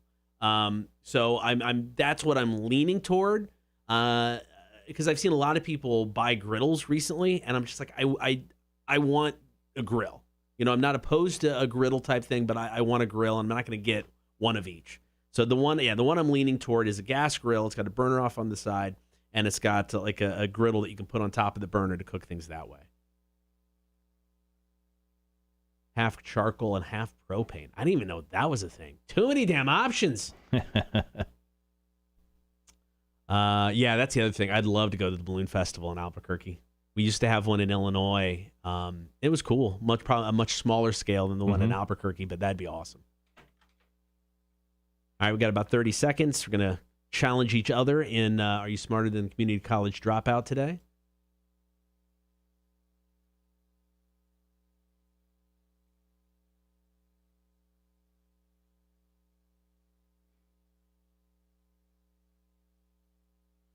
All right, guys, be right back.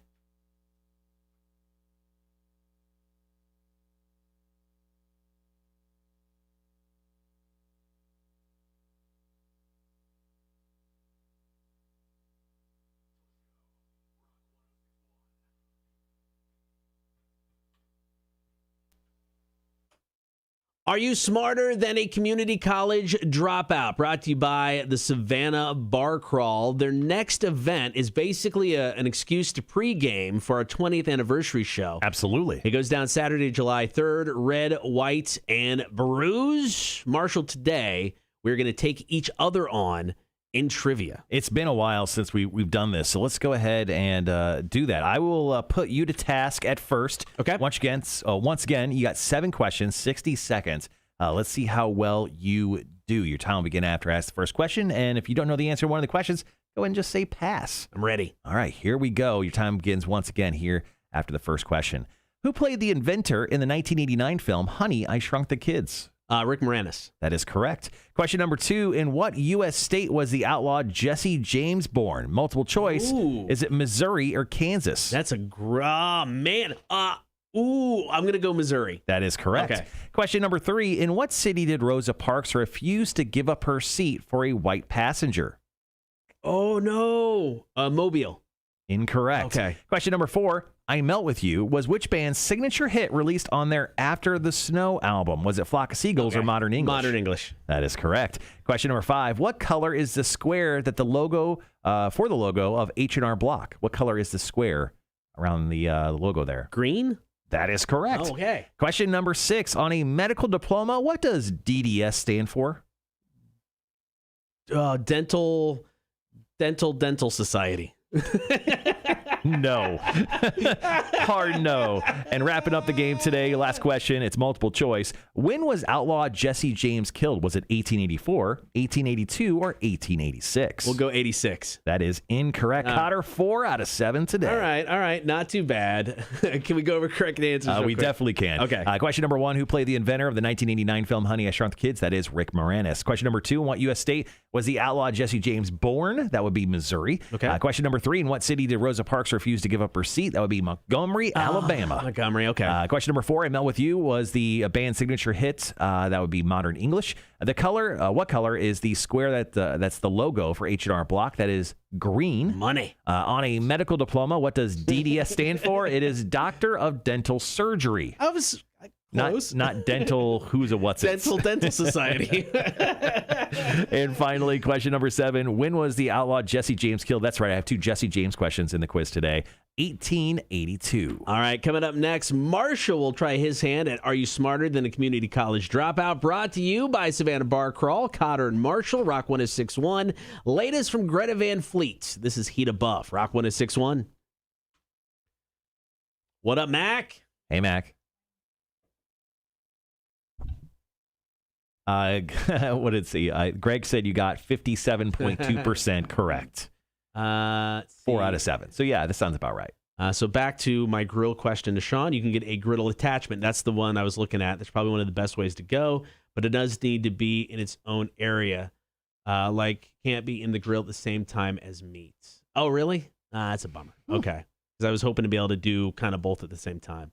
My neighbors just bought a flat iron grill. It was weird to use. Yeah, buddy, Mike Helmuth just bought like the flat iron grill. He's like Sean. Yeah. He is horny for smoked meats. Yeah. This guy smokes, grills, does it all, and he just bought a big flat iron. Yeah, the flat iron thing is really cool. My buddy Kevin has one, and he used it to make some like Philly cheesesteaks once at a party I was at. Dude, it was awesome. Well, and that's the cool part about it. It's like I want, I like the grilling experience. The kind of little flavor stuff you get with the grill. I've never tried the outdoor flat iron. Maybe it's the same sort of thing. but the versatility of it, because you could literally cook anything on it, and that part's pretty cool.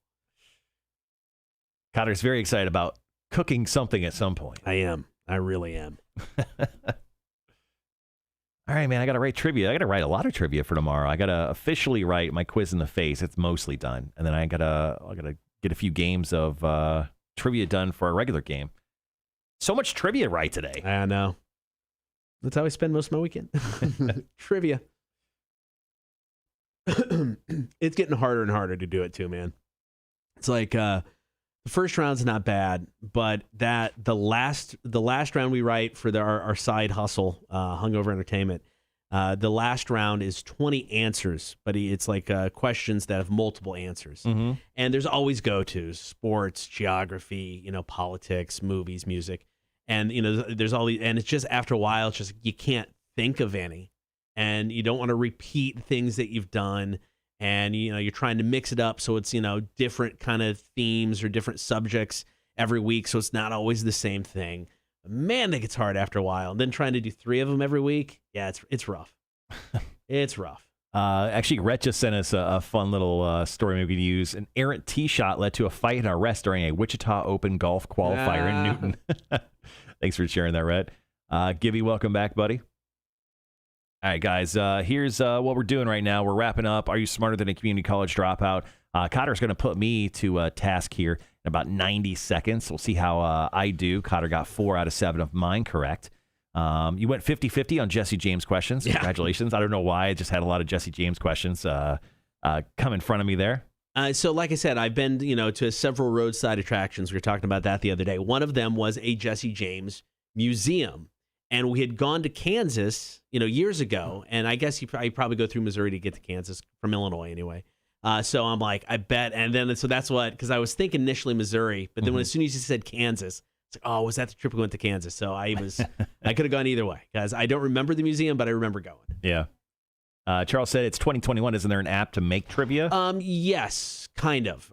Trust me. I've searched everywhere for online stuff. I have found a couple websites that do like the questions that have multiple answers, but it's not as prevalent as you would think.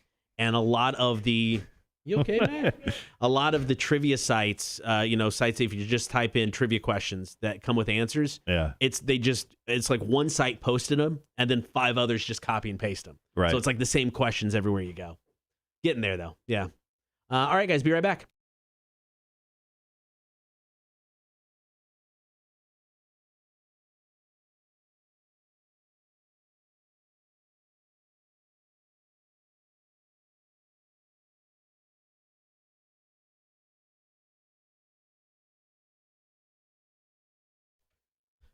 Are You Smarter Than a Community College Dropout? Brought to you by Savannah Bar Crawls. Their next event is coming up Saturday, July 3rd, an excuse to pregame before the big 20th anniversary concert. All right, so I went first. I got 4 out of 7. Marshall, are you ready? I'm ready. All right, here we go. We're going to quiz Marshall, see how he does with Are You Smarter Than a Community College Dropout? 7 questions, 60 seconds. Your time will start as soon as I finish question number 1. Here we go. Multiple choice. For what 1990s movie did Kevin Costner win Best Director and Best Picture Oscars? Was it Dances with Wolves, Field of Dreams, or Waterworld? Oh, did I already win? You already won. Oh, Yeah, there thank you you. go. There we go. Oh, sorry. What were the choice again? Dances with Wolves, Field of Dreams, or Waterworld? I'm going to go Field of Dreams. Incorrect. What half-man, half-bull creature lived in the center of the labyrinth in Greek mythology? Say that again? What half-bull, half-man creature lived in the center of the labyrinth in Greek mythology? Pass.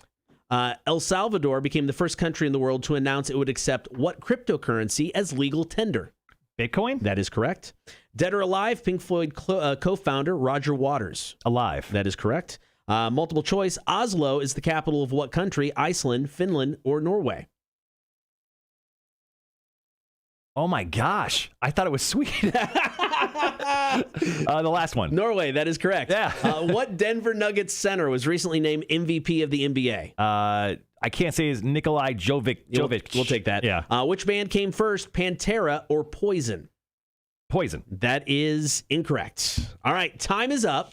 You also got 4 out of 7. All right, high five there then, big tying tie today. Big tie. All right, correct answers. What 90s movie did Kevin Costner get Best Director and Best Picture Oscars for? Dances with Wolves. The half-man, half-bull creature, Minotaur. I think you said bowl. Bull, yeah. Sorry, I think you said, no. I literally thought you said bowl. Oh, I'm sorry. I was like, what is that? Greek mythology is weird. El Salvador will begin accepting Bitcoin as legal tender. Yeah. Roger Waters of Pink Floyd is still alive, 77. Oslo is the capital of Norway. Nikola Jokic, he was the MVP of the NBA. And Pantera, 1981. They started kind of in the glam metal kind of thing, just like Poison did. Yeah, I knew that, but I really thought it was Poison. Poison 1983. So there you go. We'll have another round of Are You Smarter Than a Community College Dropout tomorrow. It is brought to you by Savannah Bar Crawls. Coming up, top of the 9 o'clock hour, Mac is in studio getting to your questions with Chicks on Dudes. Kotter and Marshall, Rock 106.1. That's a tough game. That first one I wanted to say, what did I say? It was you said Field of Dreams. I definitely knew I wasn't going to be Waterworld, so it was between the other two. Yeah, no, he was nominated, I think, for the actor for Field of Dreams. I don't think he directed that one, but I could be mistaken. And then I honestly thought you said, what, half bowl, half... Sorry. Whatever. I was like, what, bowl? Like a cereal bowl? So what is a centaur? I don't know. I thought that was half man, half some. It might be. Centaur is half horse. See. And the other one's bull? Yeah. That's just lazy writing. Body of the human and lower body of the legs of a horse. Yeah, that's just lazy writing between the centaur. Like someone just got mad. It's like, oh yeah, you'd use a bull? Well, I got a horse. Gibby says, good morning, Mac. Good morning, Greg Gibby. Greg says, Mac. Hello, Greg. That is not my father. I honestly thought your dad's name was Ray. No, it's not. It's Greg. Ray's a lot cooler name. I mean, ask your dad if he'll change his name for us. No. Thank you, Sean. I appreciate that. Whatever grill you do, make sure it has a thermometer on the lid. It is very helpful. I have one that has one on the lid in it. Yeah, the one I'm looking at does. Yeah, it definitely does. get one that has one on there. Yeah, mine is just a traditional, Weber grill, so there's no bells or whistles. You're lucky you have a lid on it. Yes. Rhett says, Mac. Guess I should say hello to Mac. Jeremy says, Mac. Hello. Sean says, Mac. Morning, Mac. Ray is not a cooler name, Marshall. See? All right, Greg. He agrees. Greg. Ray is so much cooler name. Ray's a Ghostbuster. If Greg was a Ghostbuster, I would say, fine, Greg is a cooler name. But Ray is a Ghostbuster. Mac. People are excited Wanda. to see you. Hello. But Greg, this Greg is a deacon. So I think we should call Margaret, Mama Margaret, and Greg the deacon. Not to get confused with the Greg who is part of our stream. I literally can't bring in your whole family onto the show. It's just Deacon Dad. Deacon Dad. Can we just call him the Deek? The Deek. Yeah. Let's call him Deek. The Deek. Are you too lazy to say deacon? Mama Margaret and Deek. Yeah, well, I mean, nowadays people like to cut things down to the bare Too many minimum. syllables? Yeah. All right. Sure. WTF. Which seems like a lot more syllables than actually saying. I don't get it. All right. Can we just go over why you hate Dairy Queen again? Because I feel like it's unnecessary. Bastard kids. It's a really long 3-year grudge. I mean, it's still... Whatever. Service is service. Were you going there to get food or ice cream? Ice cream. Jeez. An Oreo Blizzard. That's all that I wanted. And did you get it or no? No. So what had happened was we went through the drive-thru, or attempted to. They had this concrete cinder block and a cone to, I guess, block it off. I don't know. So we went around the drive-thru to the window. These kids are all on their phones sitting on the counter. The open sign is still take on. a while. I'll be right back. Cotter is not interested. These children. These children. Wow. I honked the horn. I said, WTF. Did you They just literally say look at me. WTF or did you actually cuss at them? I actually cussed. I don't think I should say that here. I know. You're fine. Okay. Anyways, they look at me, look at themselves, and then look back at their phone. I went on Yelp and Facebook and put a horrible review. I got a free meal out of it. However, I didn't use that because Dairy Queen, I'm done. Not you, Greg. My dad, Greg. Come on. See, I am not a deacon. Far from it. Good Lord. All right, then. All right, guys. Once again, Mac is in studio. We love Mac. I'm going to find out her thoughts on some questions that we got for Chicks on Dudes. Thanks for chiming in via the email. Of course, if you ever have questions for Mac, you can email us, kmshow@rock1061.com. All right. I'm going to switch this over so I can Yep. fire up the thing. Check. Turn that on. There we go. Greg says, how does Mac feel about the word dangle? I'm good with it. Dangle. Yeah, I'm You're good. fine with that one? Dongle. One vowel. Changed it all. Dangle's fine, but I dongle. think it's like the word dong. So you don't like the word dong? I don't think so. All right, there we go. Gibby, dong. I don't think so. So I don't know if it was Monday or Tuesday, but I was watching the stream, obviously, and you said gallop, and I said add that to the list, but I had to think about it, Gibby. You can take that one off the list because I'm okay with gallop. I think it's dollop, like dollop a daisy. Wait, like a dollop of Daisy, whipped cream? yeah. If it's sour cream, Daisy sour cream. Greg, Mac doesn't like the dong. Dongle. I don't like the word. Thank you. There's a difference. What There is was a the other word you wrote yesterday? Dollop. Gallop and I can't remember. Gibby. Dingling? I'm okay with dingling. Just don't use it seriously. Wait, is it jokingly? I don't get what. I don't get it either. It's It's just how my brain works. Cringe words for Mac. That's it's gonna be a good bit. We need to sit down and figure that out when we're gonna do that.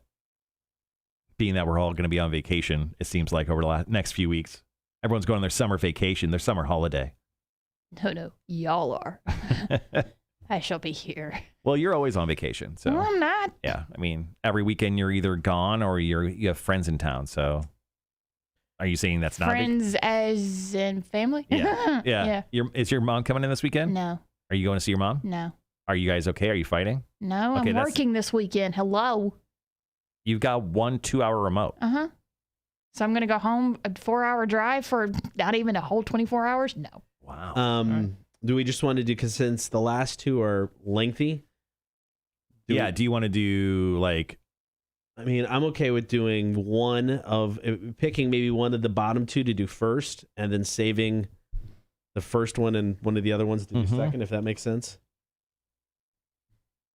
Like if we do the coworker one first, and keep that break one, and then the opener and the do I have a chance one, do those in the second break. All right, so you're talking number 3 first break, and then number 1 and 2 second break. Yes. Okay, gotcha. Yep. Cool. This guy looks 12. There's a song by Chuck Berry called "My Ding-a-Ling." Yes, there is. Oh yeah, there is. For all of you. You ever heard that Will one? Not sing. I don't Must be think I've playing heard of the band, not with that you. song. Oh, well. Yeah, guys, find that song and just tag Mac in it. I'll Spotify it real quick. What is it called again? Something ding-a-ling? It's Chuck Berry's "My Ding-a-Ling." There you go. Okay. All right. I'm telling you. Did you CrossFit this morning? No. Oh, okay. I had trivia last night. Oh, okay. Oh, I have heard that. Yeah. I'm not a fan of that. Okay. Okay, it starts out when I was a little bitty boy. All right.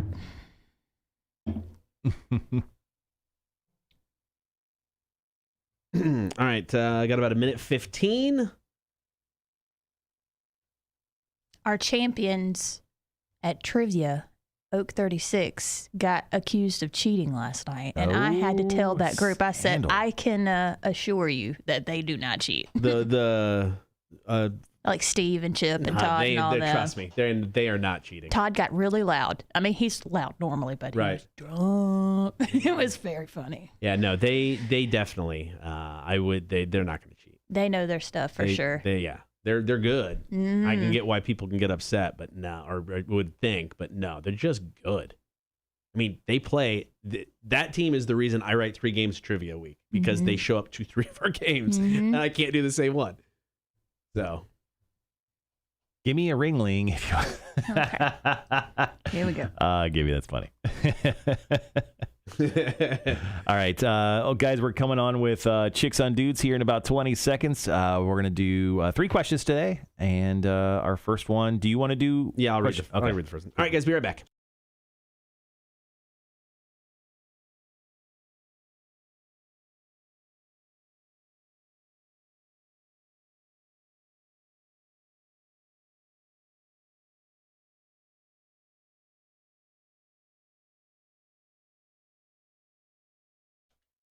Good morning. Thank you for hanging out. Mac from Bob 1069 in studio for Chicks on Dudes. This is your chance to ask a question of Mac. Maybe you don't want to ask somebody in person. If you have a question you would like to ask, hit us up via the email kmshow@rock1061.com. Good morning, Mac. Morning. Thank you for stopping by as always. Welcome. Morning, Mac. Morning. All right. You ready for question number 1? Sure. Let's dive right in. Good morning, chicks. Here we go. In a world with a wide variety of openers, such as creative pickup lines to lame jokes, what would you say is the best way to start a conversation with a girl through text from either Instagram or Tinder? That's a difficult question. Why? Because you're like, hey, I noticed the 5th picture down from last week, stalker. I don't know. Like if just say, oh, so you're from such and such. Oh, I've heard of that place, or just something kind of. I don't know if it's in the only if it's in the bio. If it's not in the bio and you did some super stalkery crap, yeah, don't do that. That's difficult. So you don't want. I don't know. So can you think of some things that have happened to you? Obviously, gentlemen have probably approached you on social media, on Instagram or Tinder or one of the dating sites that you're on. You're on quite a few. What? So Sid Marshall. Marshall's done some research. yeah. So go ahead and what's the best way a guy can approach you, or maybe what's some of the creepiest ways guys have tried to approach you via an online platform? I've heard you're a cutie right off the bat. Okay, don't use that term. I don't like that term. Why? What's A cutie. Why? What is a cutie? You're an orange. Exactly. They were just referring to you I as don't like as that. a very citrusy treat. What's up? You don't like that one? What's up? WHASSUPP. What's up? Yo, girl. Yeah, no. I don't know. See, it's difficult. Because here's another reason. Okay. One of the many reasons why I'm single. I don't know how to make a first move. I don't know how to start a conversation. I don't. So you obviously you don't know how to start a conversation. No. And you hate it when anybody tries to start a conversation. No, I obviously. didn't say that. I'm just very picky about how they do it. But you haven't come up with a way that you like Yeah, yet. I haven't. Sure. You are going to be the best old lady with cats. Oh my lord. What about Scout? And don't you dare say he's going to die at some point. Wow, No. I would never talk ill about I think dogs. you would if I wouldn't have said it. Honestly, think you would. You are going to be a lady with like a zoo in your house because you're going to refuse all people to come. Have a chicken in the tub. Is that like an Alabama I thing? don't know. I think you know. No, I don't. Oh, wow. All right, Connor, are we doing another question here? Let's take a break. Okay, this is it was emotionally devastating for Mac. We need a break after that. It's going to be a quick break. We got 2 more questions to go. More Chicks on Dudes. Cotter and Marshall, Rock 1061. Reading that I went against everything I just said. You totally threw me off. Yeah, I'm so sorry. I'm like, we're doing 3, 1, and 2, and then you're like, yep, and then you went 1. And I was 2 words in, and I went, yeah, I'm committed now. All right, I'll start off the next one. Yeah, that's fair. We're gonna leave the second one, Cotter. That's the one in the middle. Thank you for the last one. He has a 2 next to it. Right, but well, he obviously I was going to do the bottom one. He doesn't. He doesn't That's what I understand numbers. That's what I messed up on. So I will do 3. Okay. Which is the very last one. So anyway. No. So the last time I was home, which was a couple weekends ago. Yeah. My brother and sister-in-law, they have now 6 goats, 2 brand new baby goats, and they're so cute. And then we have cows and bulls. And then We have they have 2 pit bulls, 1 weenie dog, 2 cats, and 2 chinchilla bunnies. Have you ever seen a chinchilla bunny? They are the softest animal known to man. Greg, I'm wondering about your decision to bring Mac in for this bit. Maybe someone who's actually been on a date. Wow. I'm sorry. Wow. Well, he makes a good point. Well, I mean, go yes, on a date? but I'm offended. Can you I can go on a date, Marshall. Can you go on a date? Mm-hmm. When was your last date? Yeah.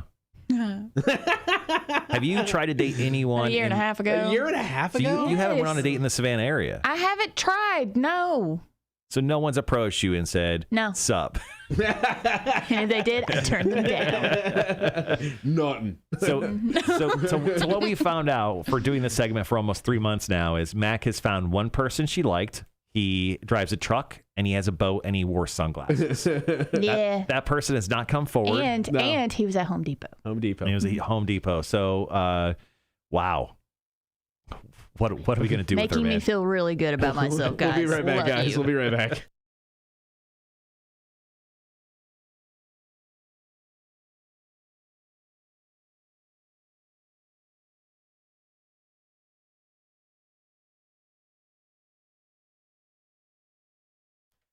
It is the Kotter and Marshall Show. Chicks on Dudes. Mac from Bob 1069 in studio, answering your questions, or basically just getting made fun of by the entire horde for her dating record. Either one is fine. If you have a question for Mac, email the show, kmshow@rock1061.com. Or lack thereof. I don't know. All right, let's go ahead and move on to our next question. You guys can always email us at kmshow@rock1061.com with yours. This one starts off with, "Morning, ladies.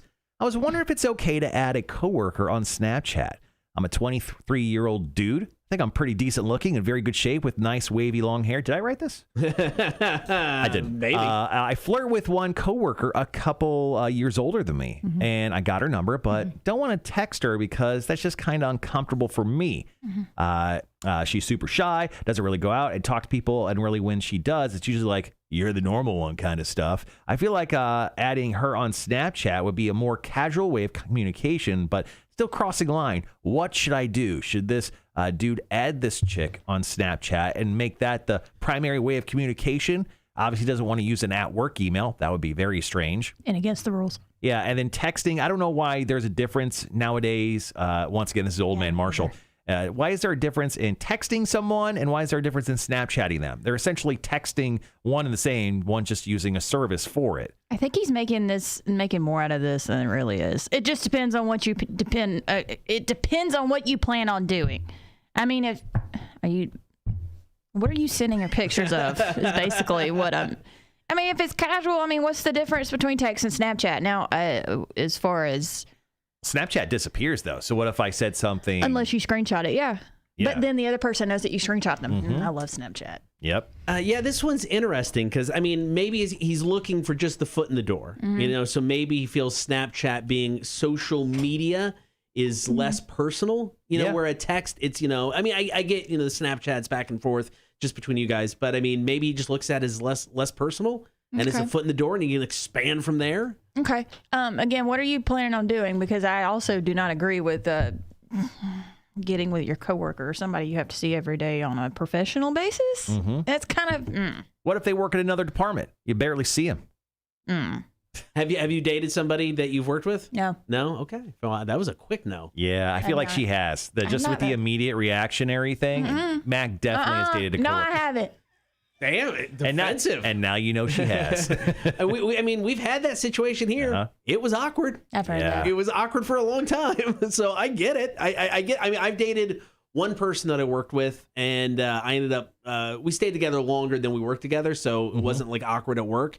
But I from experience, we know it can get awkward. Yeah, it's something that you really shouldn't do. Like when you're younger, you're always going to think, rules don't apply to me. I can make it work. But now that I've grown a little older, you definitely don't date someone that you work with. It's just not a great situation. So I don't really see a problem with him adding her to Snapchat as long as you keep it like. But he's been flirting with her. That's the big problem there. So Who doesn't flirt with anybody these days? I flirt with Kotter. It's true. Yeah. I don't get flirt with that. Mac though. I ask her if she's watched Breaking Bad, and then she talks, and I I leave am the room. halfway through season 5. All right, we got one more question to go. Chicks on Dudes, Mac in studio. This one is a long one. Good morning, Matt Kotter, and definitely not a pimp Marshall. Okay, we talked about that last week. I am not a pimp, although I own a cane and a hat, and possibly I want to become Denial. a pimp. Yeah. Anyway, so yeah, go continue. Here we go. I've had the longest crush ever. It's about my neighbor. We are the same age. We hang out every chance we get, and we're very close and talk about everything. I tell her about my love life. She tells me about her love life, which is pretty much non-existent. I'm in love with her, like a true old-fashioned love, where I just want to hold her in my arms and never let go. Why are you writing into us? But every time I jokingly open the subject of us dating, she laughs and tells me not to talk about it. I sometimes notice her staring at me like a super tense sexual stare. What a stare. I don't think I've ever gotten that in my entire life. I think that's just probably what he wants to see. But I can never get her to talk about us. She's always changes the subject. What do you chicks think? We've been friends since literally birth. We're both 23. Tell me if I should stop trying or if I should try. Tell me how, because my way is not working at all. She is a straight up tease. Okay. Oh, Mac's taking the dude Straight side up on this. tease. She likes the attention, you thinking? Yeah, maybe? and she's kind of like keeping it close enough, but far away enough. Tease. She wants the option. Yeah. But she's just not wanting to She commit don't yet. want. Yeah, no. Yeah, and now they grew up and now they're neighbors. I mean, like, Yeah. I wonder if they both moved out, they moved to the same place. I came into a weird neighbor situation. Did I ever tell you about this? I don't know. So I moved to Vegas and I was living in an upstairs apartment, and downstairs there was a couple. They didn't have any kids. They were younger. Right. Male and female. Female. She was very pretty. Right. Very pretty. So she found me on Facebook and she messaged me and she said, I had a dream about you where we did something very sexual, which I can't say on the air. Whoa. And then that's all she said. I think, or actually, she kind of talked about us hanging out in the future. Right. I was dating the person that lived in the apartment with. Her husband worked as a mechanic. He was twice my size. Yeah. You were Built. scared. I replied, we probably shouldn't talk anymore, because I was terrified at this thought of this man pounding on my door one night because I did something with his wife, even if it was very like nothing. Right. Even if I just said hi or high-fived her, she could say something totally different. But that was terrifying. I mean, in this case, yeah, I think this girl is just holding him at bay and just like checking out her options, and she's going to use them. Like, she's probably going to be the girl that says, if we don't have kids by 30, let's go ahead and just have kids together and be together. Yeah, like, you're her backup. yeah, you're the last option. Yeah, I mean, I agree. Eventually, you have to just cut the cord and let it go. So, I mean, look, if you want to take one more shot at it, if you're that much in love with this person, just be blunt to the point. Take your shot. If she denies you, though, dude, don't let her own the spot in your mind. Privacy fence. Yeah, don't let her own the spot, man, and just forget about it and move on. Chances are, you move on, she's instantly more attracted to you. Yeah. Just by default, because now you're not paying her the attention like you It's were. that jealousy, True story. man. Yeah, Yeah. she's probably instantly going to be more into you. Just go that route. Don't even plead your case with her. You know what? Don't even try again. Just give her the cold just shoulder. Be like, hey, this is where I'm going now. Don't worry about it. We're never going to bring it up again. Yeah. And back off a little bit. Mac, is this weird for you because you'll never be in this situation? Yes, it is, Marshall. Thank you for bringing that up, asshole. All right, chicks on dudes. If you got a question for Mac, hit us up, kmshow@rock1061.com. Coming up next, Marshall's music news, Rock 1061. I'm bull. All right. Bullied. You know what? I just want you to find love. How about this? We have a homework assignment for you. No. We have I gave you my 5. No, okay? we have a homework assignment for you. In the next month, you have to go on a date. One date. No. You have to go on one date with someone. Oof. It can't be your dog. Sorry. Aw. Go on a date. But he's a very good listener. I'm sure he is. You can't take him along either. Go sit with someone. I don't like that. I don't care, but go on a date and just hang out with someone and get to know In them. all seriousness, though, but I think some of it has to do with PTSD. All right, from the almost shooting, and then some really bad relationships in the past. Right. I mean, it was bad. But you could just go on a date But just with a nice fella. But that's an hour of my time I waste. I could be watching Breaking Bad. Exactly. I want you to go on a singular date. How about this? Before the end of July, go on one date. That's 6 weeks. August. Before the end of August, go on one date. Maybe. Go on one date, and then let us know how it went. Can it be a group date though? Or does it No. have to be a one? See, I Mac, don't like you're one-on-one. almost 30 years old. I don't care. You're gonna have to grow up at some Okay. point. What's that supposed to mean? You can't sit in your Oh, apartment. so because I'm not in a relationship, that means I'm not a I was going to say, if you're happy alone, I mean, you're happy alone. But I'm Thank just you, saying. Kotter. But I want you to have a more worldly, well-rounded life experience. Go out on a date with someone. You and Margaret talk way too much. Mama Margaret is Okay. one of my favorite people. And she said sorry she had to go fire someone. So there. That's why you she go. couldn't watch today. Exactly. I'm just saying. I think you just go on a singular date for us. I don't like this. And I don't like you and my mother No, how about conversating. we do this? We do Mac's date review of Supremacy, and we review your dates after you go on them. Just the one? No, I would love for you to go on once a month. Mac comes in and reviews a date. It'd be incredible. I don't know. That's content I want to hear. I don't know. We have a comment here. Recently got my girlfriend into the company I work for. Different department. We barely see each other, but it's not an issue. See, thank that's God. cool. Yeah, I was working at Musicland, so I was 20-ish, and started dating somebody I worked with, and it was a little weird because we technically had to hide it at work because it was against company policy, and the manager was kind of weird about it. But I eventually quit there, so it wasn't a big deal. Yeah. Greg says you guys need to throw her out into the world. I'm trying to, Greg. I'm trying to kick her out the door. Preach it, Marshall. Oh.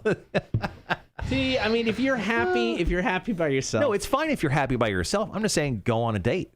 If she doesn't want to. And you haven't been on a date in a year and a half. You've been in Savannah for 6 months now. You haven't been on a date. Go on a date. One. I mean, you can get worldly experience by hanging out with friends. You know, if you're talking about going to like a group thing. I mean, you can experience stuff without it being a date. But isn't it really a date though? What? No, like it's gonna be in the back of my mind. This really is. Well, I mean, if you go out with a group of people, I mean, why does that have to be a date? I like the group date idea. See, the thing is, I like, feel more comfortable that way. well, I mean, that's the thing is you could ignore that person at that point. That's right. A kidding. one-on-one situation. Something tells me Mac would ignore them in a one-on-one situation and not feel bad. In a one-on-one situation, I want to see how you do. Actually, better just thought. say. Go on a date and let Kotter and I observe from a distance. Oh wow! We'll live stream the whole thing and comment the whole time. Yeah, but also, that's funny. but also, it'll be kind of a group date. Your date just won't know it. We'll work out a signal to where if you need us to come in, you know, we can come in. Surprise! Surprise. Surprise! Yeah, I think that would be a great idea. I just don't like the awkward silence. Getting to know. That's so exhausting.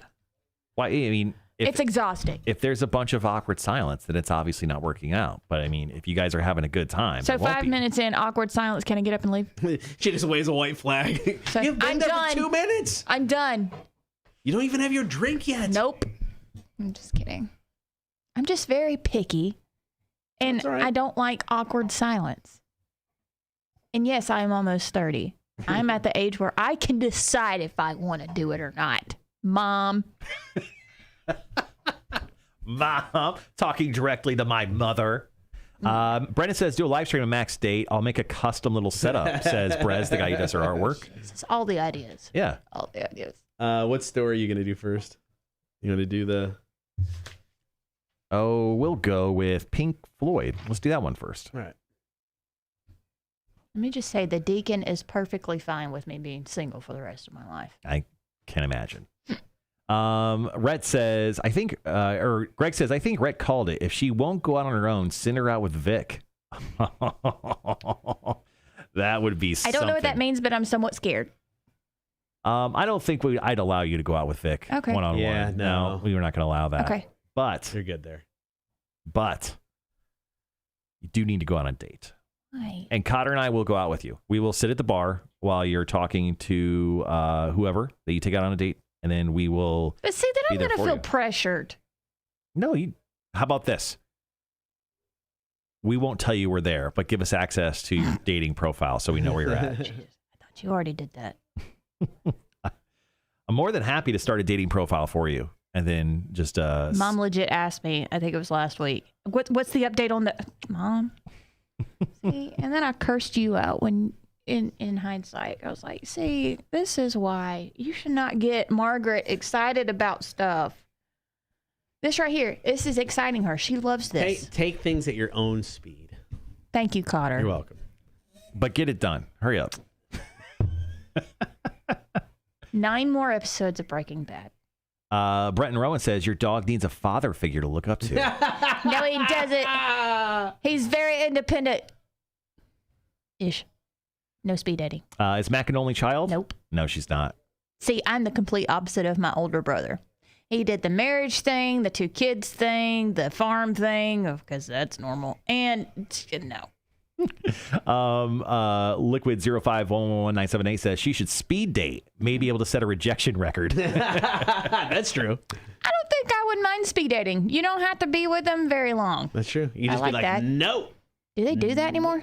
I don't know. I don't see him advertised or I anything. have like the Roadrunner Wile E. Coyote son. Yes. No. What's the number one thing you're looking for in a mate? See, there's too many things. Name one of the top 5 things you think is the most important. Humor. Tall. Tall. Yes, that's important. Yeah. Tall. Humor. A tall, funny guy, Dane Cook. No. Okay. Too old? Yeah. Yeah, all right. What about Anthony Jeselnik? He's Who? funny.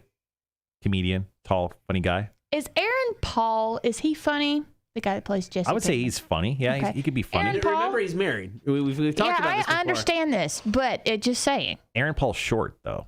He's my height. He's 5'8". So you've looked it up. Look it up. So 5'8" counts as tall? Ish. That's Oh, wait, no. 5'8" 5'8" is... counts as tall if the person is somebody that I like. I love how she actually knew his exact height because she looked it I up. think he's 41. His wife is beautiful. His kid is cute. Nathan said do an on-air speed date. Mm. Interesting. You wanna do that? Y'all are going to do that? You officiate that? Yeah. Yeah, we'll set that up. Okay. I have Maybe. to work out the Maybe. logistics there. We'll just line up a row of guys down the hallway. They come in, they get 30 seconds to talk to you, and then we can hit the horn. And if we hear the horn at any point, they're out. Okay. You must be tall, funny, and possibly own a boat/truck. That guy was cute.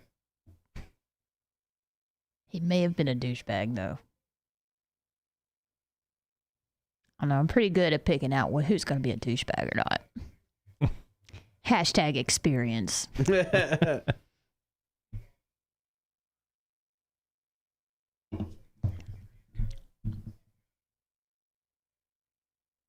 Mom, I need for you to quit texting me during work. You are distracting me. Sorry, I'm getting ready for this story. There's quite a bit. So this story we're going to talk about first is Roger Waters, which I know the answer to your question. When you brought that up, I was like, well, that kills that question. Yep. So Roger Waters actually was in a recent interview, and he was talking about how Facebook tried to use one of Pink Floyd's songs, and he did not like. He did not like getting asked that by Facebook. Apparently, he's not a fan. So I'll kind of break down what happened there. Okay. Coming up here in like 2-ish minutes or so. Greg says, I think the on-air speed date could be good. If you line up 10 guys at 30 seconds each, that means you get to play 5 minutes of commercials. Hashtag Mac don't date. I like the way you're thinking. We're gonna do our best to get Mac a date before the end of the summer. How about end of the summer? Okay. Labor Day. By Labor Day? By Labor Day, we're getting you a date. All right. You have we have Labor Day off, correct? Yeah. Okay. You have the option of letting us secretly be a part of the date. Okay. Just is like Uncle Kotter and Marshall hanging out on the other end of the bar. Except Not we're gonna awkward at all. Except we're gonna have our phones out live streaming it. What do you think they're saying? And then we're just gonna mouth whatever we think they're saying. I should have a mic somewhere. Oh yeah, we could sort that out. That's funny. Yeah, Facebook sucks. I don't like Facebook. I think if I had to choose between Facebook and Instagram, definitely. you would Facebook gotta go. You prefer to be approached on Instagram? No, I'm saying in general. It's Okay. general social media outlets. All right, guys, be right back.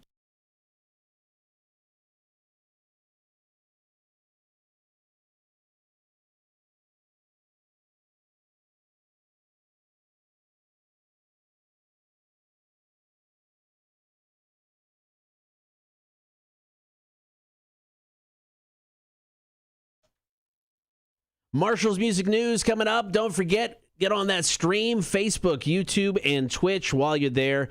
Be sure to like, follow, and subscribe. Let's jump right in. Story number one. This is Marshall's Music News. So Roger Waters of Pink Floyd fame was recently on a stage at like kind of this breakdown of a special event they were doing for Julian Assange. Well, with that aside, he presented a folder that held a letter from Facebook founder Mark Zuckerberg that requested the usage of the Pink Floyd song Another Brick in the Wall for a film that would help promote Instagram. So Waters, not a huge fan of this request, stating, so it's a missive from Mark Zuckerberg to me, arriving this morning with an offer of a huge amount of money. Huge, he says. And the answer is no effing way. He says, absolutely not. Can Facebook use my song in any of their stuff? The singer then stated that he felt the request was just another example of an insidious movement of them to take over absolutely everything. He's speaking in regards to Facebook and Instagram taking over the world. He said that the letter was obviously very nice, but there was no way he would allow them to ever use his music. He feels like Facebook and Instagram censor out a lot of people's voices in regards to certain opinions. Yep. And that's how he feels in regards to that. He then finally stated, I will not be party to this BS, Zuckerberg Waters said. He then added, you think, how did this little jerk who started off saying she is pretty, we'll give her a 4 out of 5. She's ugly, we'll give her a 1. How the F did he get any power in anything? And yet here he is, one of the most powerful idiots in the world. Dang. So Roger Waters, not a huge fan of Facebook or Mark Zuckerberg. So pretty cool stuff. I actually agree. All right, here we go. Another brick in the wall. It's Pink Floyd. More Marshall's Music News coming up. Kotter and Marshall. Rock 106.1. One of the most powerful idiots in the world. That is such a great way to explain Mark Zuckerberg. That is pretty awesome. You know what's honestly terrifying is seeing Mark Zuckerberg like on the stand, like he has to address Congress because Facebook has become such a huge entity. Yeah, it's just wild to see. I mean, you thought Bezos looked like a robot. I mean, Zuckerberg's worse, man. He looks like a wax figure. What is going on with his haircut too? He's got like the straight line type of like, you are so rich, get a better haircut. Right. Not everybody can have a mullet, Marshall. Okay. All right. I know. He's an android, says Nathan. Yeah, no, 100%. Roger Waters coming in hot with the facts. Absolutely, Brez. Dude, he laid it down. It was an ugly interview that he did. Excuse me. Yeah. Yeah. Do you want to end on Judas Priest or Slipknot? Excuse me again. Let's end on Judas Priest so we can kind of split up the two classic rock bands. Sure, of course. Brez, well, it's really hard for lizards to grow hair, okay? That's actually true. That's fun. All right, well played. Well played. I was very disappointed last night. In? Because you wound up falling asleep alone again? Oh, my gosh. I slept on the couch last night. So, oh, my God, why am I telling you this? This is just more ammo. You should stop. Just stop. Oh, are you and your spouse having marital issues again? Did Scout take the bet? Sorry, that was funny. No, I will tell you the real reason why I slept on the couch last night, because he was in his kennel all day yesterday, except for 3 hours, and that's just torture. So I let him sleep with me on the couch. He can't just sleep on the bed with you? No, he's not allowed in my bed. Okay. He has his own bed next to mine. All right. No, there was a question about what was the most recent movie post-pandemic that hit the $100 million mark. Yeah. One person, one team got that right. Are you serious? One. What was the film? A Quiet Place 2. Oh, okay. And I even said, I need you to be very specific on this. Somebody said The Conjuring, and I'm thinking, even if it was The Conjuring, that's not the name of the movie that's out right now. That's true. A Quiet Place Part 2 is very good, though. It was, and these people were not backing me up. Like this person. Okay, I won't go that far. Somebody said that was one of the worst movies I've ever seen. Excuse me. Excuse me. You need to Excuse be me. educated. That's why you got the answer wrong. Somebody said Fast 9. Yeah. Is it out yet? I don't think it's I out. don't think it's out Yeah. yet. Not in Somebody America. said, It's out overseas. I love how what's his face Vin Diesel said, "I'm 2 more and I'm done. 2 more, 2 more guys. Let's do 11 movies." The previews do look pretty good, though. I've never seen one Fast and Furious movie ever, and I'm okay with that. All right, guys, be right back.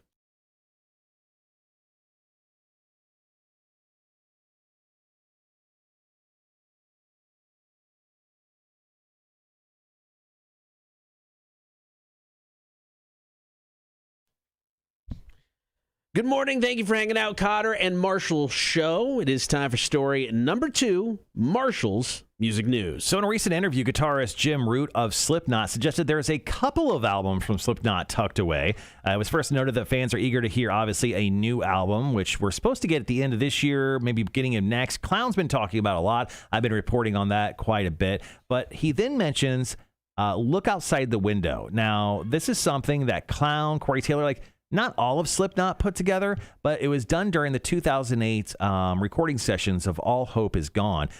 Jim says, we've been talking about putting it out ever since that happened. I don't know what will ever come of it. I don't know if it'll ever happen as in getting released. Right. He did say that it's fully done. It's mastered. Artwork's done. It's just a product sitting on a shelf somewhere. We just don't know if we'll ever get it. Now, he also points out that Slipknot has a brand new album pretty much ready to go. Clown did say that they're mastering it currently, but we do have pretty much a couple Slipknot albums that are just sitting out there. One was done over a decade ago. Yeah. Don't know if we'll ever see that. Clown has obviously been very, very busy recently. He just put out a bunch of instrumental tracks over the weekend, and he actually just put out another one yesterday. Busy. Which I wasn't even going to mention, but there you go. But there you go. 2 Slipknot albums exist out there that we haven't even heard yet, that are pretty much already done and in the can. So hopefully one day, cross your fingers, we'll get them. All right, one more story to go. Talking Judas Priest. That's coming up next with Marshall's Music News. Rock 1061.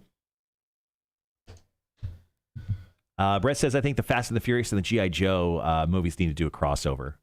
They're doing a G.I. Joe film, the Snake Eyes Origins film. It doesn't look interesting to me. I have no interest at all. I will say there was one of the G.I. Joe movies that I got into that I was like, all right, this is fun. And I don't remember which one it was. There was one of them I didn't mind. And it was a stupid popcorn flick. You know, it wasn't serious, but there was one of them that I'm like, all right, this is kind of fun. Is it the ones where they had the suits? Like they got into like these body armor suits and jumped around? I don't remember. I remember watching like the first G.I. Joe movie, and that's what happened. Had one of the Wayans brothers in it. Yeah. Like, this is terrible. Then it tried the reboot, and they killed everybody off, and The Rock came in. Well, when The Rock comes in, man, you get murdered. You kill everybody. Actually, I don't know. What's the next big movie coming out, Mac? I mean, Fast and the Furious, I think, is the movie that's coming out. Black Widow. Black Widow, yeah. Oh, yeah, Black Widow. That's July, right? The second weekend of July? I think so. Let's see. Summer movie calendar. Charles, I'll have Chicks on Dudes up probably later on today. I know you said you missed it. I'll have it up on our YouTube so you'll be able to watch it so you don't have to search through the whole episode. All right. So F9 comes out June 25th. So that's real soon. Hitman's Bodyguard, the Hitman's Wife's Bodyguard, is out today. That does not look good. Ryan Reynolds in it, yeah. Yeah. Black Widow comes out July 9th. Mm. Let's see. Space Jam comes out July 16th. I can't. Snake Eyes comes out July 23rd. Is it because you hate LeBron James? No, it's because don't mess with the OG. Okay. Love the OG. See. They waited too long. Suicide Squad is August 6th. No. I don't know. That one looks pretty fun. Candyman is August 27th. I want to see that. Yeah. I do too. But that's about it. I do need to go see the Conjuring movie that's out right now. I mean, it's on HBO Max. Just watch it there. Is it? Yeah. Shut up. I will not. I am excited. Yeah, I actually watched. I went and saw Quiet Place Part 2 at the movie theaters on a Saturday, and then I was at home and I watched The Conjuring the weekend it came out. Yeah, Conjuring 3. That is amazing. Charles Wait, does that mean it wasn't good? No, that's the whole, like, HBO Max decided to release a bunch of their films opening weekend for this year because they knew no one was wanting to go back to the movie theaters yet. Okay, sorry to interrupt. I bet you Black Widow is probably the first film that opening weekend they get 100 million. You get a legit, yeah. you'll get a legit total for that. People I'm just, so excited. I want to see it. I mean, I'm excited about A it. little birdie told me that you were not impressed with Loki. I wasn't necessarily the first episode. I want to see more. I wasn't the first episode of WandaVision, I'm like, it's fun. Then I got way into WandaVision. Yeah. So I'm willing to give it, a couple episodes. It's, Falcon and Winter Soldier, I don't need to even go back and finish. I don't feel. Honestly, you don't. Yeah. Just read a synopsis so you can just be in the know, or watch one of those recap videos on YouTube that's like 5 minutes long. I mean, you know what happens. Yeah. Yeah, no, I've seen that. But no, with this, like I said, though, I'll give it another shot. I'll watch the next few episodes, see how it goes. The premise is cool. I mean, I think it's neat. The new episode's out today, Rhett. Thank you so much. Yeah. Thank you. Yeah. Loki Wednesdays. Yeah. I mean, the premise is neat. It felt like there was just so much in that first episode. There was. And it's like I'll need to rewatch the first episode just because it's like they threw so much at you. They're saying that it's supposed to be the best thing that they've come out with so far this year. Yeah. But I loved WandaVision. Oh, I did too.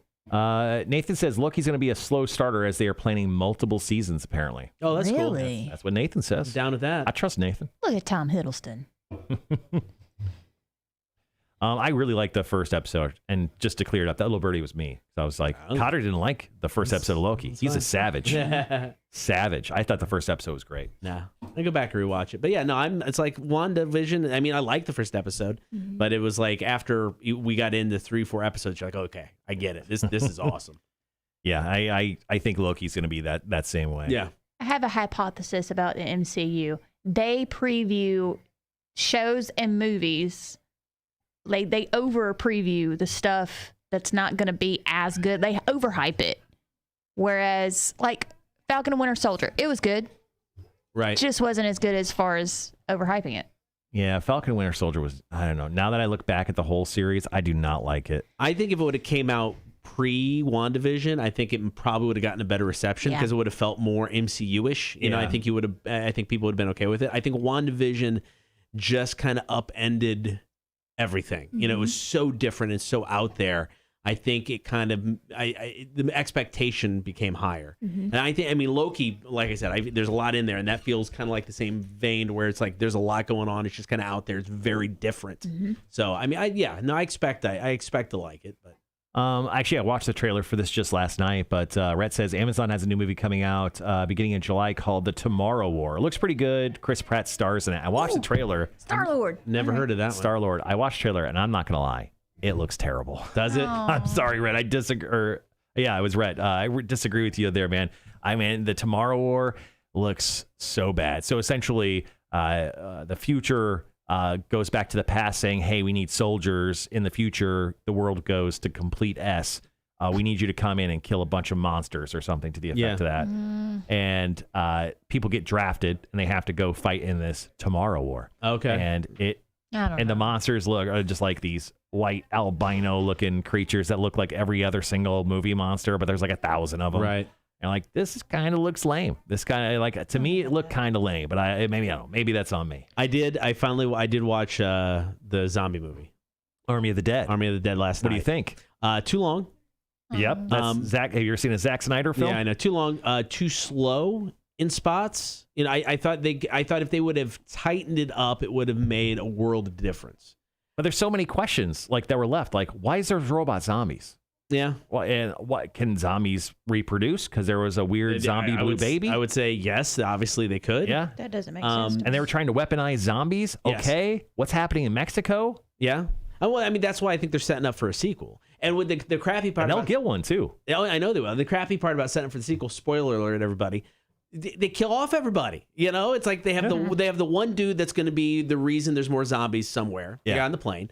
The daughter lived, but I mean, no offense. She wasn't interesting at all. No, I mean, the fact that they, killed off like all the main characters, I'm like, there's really nobody.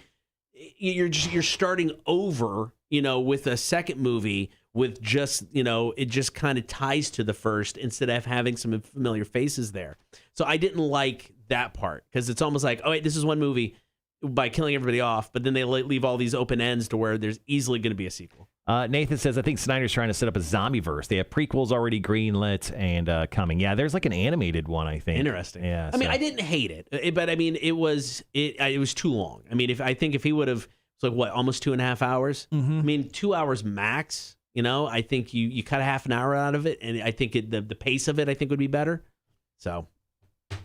Yeah, I mean, I don't need to spend more than 2 hours with the zombie flick. Give me an hour and 45 max. I mean, I do like that they had a different take on the zombies. Could they have kids? There was the level of the smarter zombies and the typical zombies. So, I mean, I thought that part was neat. It was another like layer to the myth of a zombie. But also, like, they even like at the beginning of the movie, there's like, when it rains out here, these zombies come back alive, and then they never did. They never show it. Right. Because to me, yeah, you set that up. You're like, oh, that's gonna look awesome. That's gonna be. And amazing. then you never get it. Yeah. All right, be right back.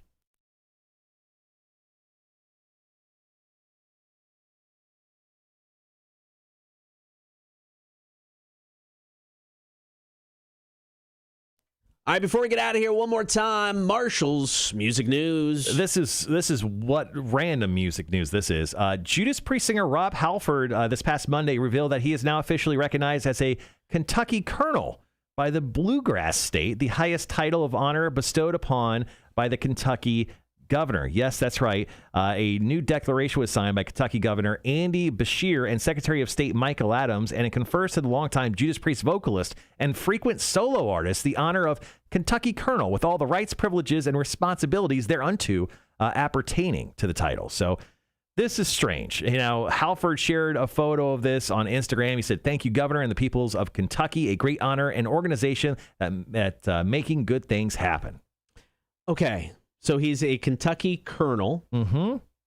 So one of two directions. Does he get a lead an army or open a chicken restaurant? Which one is it? I think it's both at the same time. Oh, even better. I think you go into war, but instead of with a sword, you just get like a really big chicken leg, like one of those really like big Renaissance fair. Oh, there you go. Chicken leg, turkey leg things. Does he have ties to Kentucky? I don't think so. This is so random. None are noted in here. Now, other rockers who have also been named Kentucky Colonels. He's not the only one. Okay. How about Dave Mustaine of Megadeth? All right. Robert Plant of Zeppelin. Okay. He's in good company. How about John Lennon of the Beatles? Ever heard of him? Zach Wilde of Black Label Society? Yeah, all those guys are also Kentucky Colonels. So if you ever think, wow, what does my government do for me? Nothing. They do absolutely nothing and give rock stars stupid titles. All right, coming up tomorrow on the show, I will get quizzed in the face. Hefe 2, the new music band officials, select a new song for us. I will say one of them is a new song for Pop Evil. Don't know what the second song is. Okay. Also, about last night, Marshall's music news, all the usual stuff. So have a fantastic day. We will talk to you tomorrow morning at 6 o'clock. Don't forget, jump on that stream tomorrow, Facebook, YouTube, and Twitch. Kotter and Marshall Show. Rock 106.1.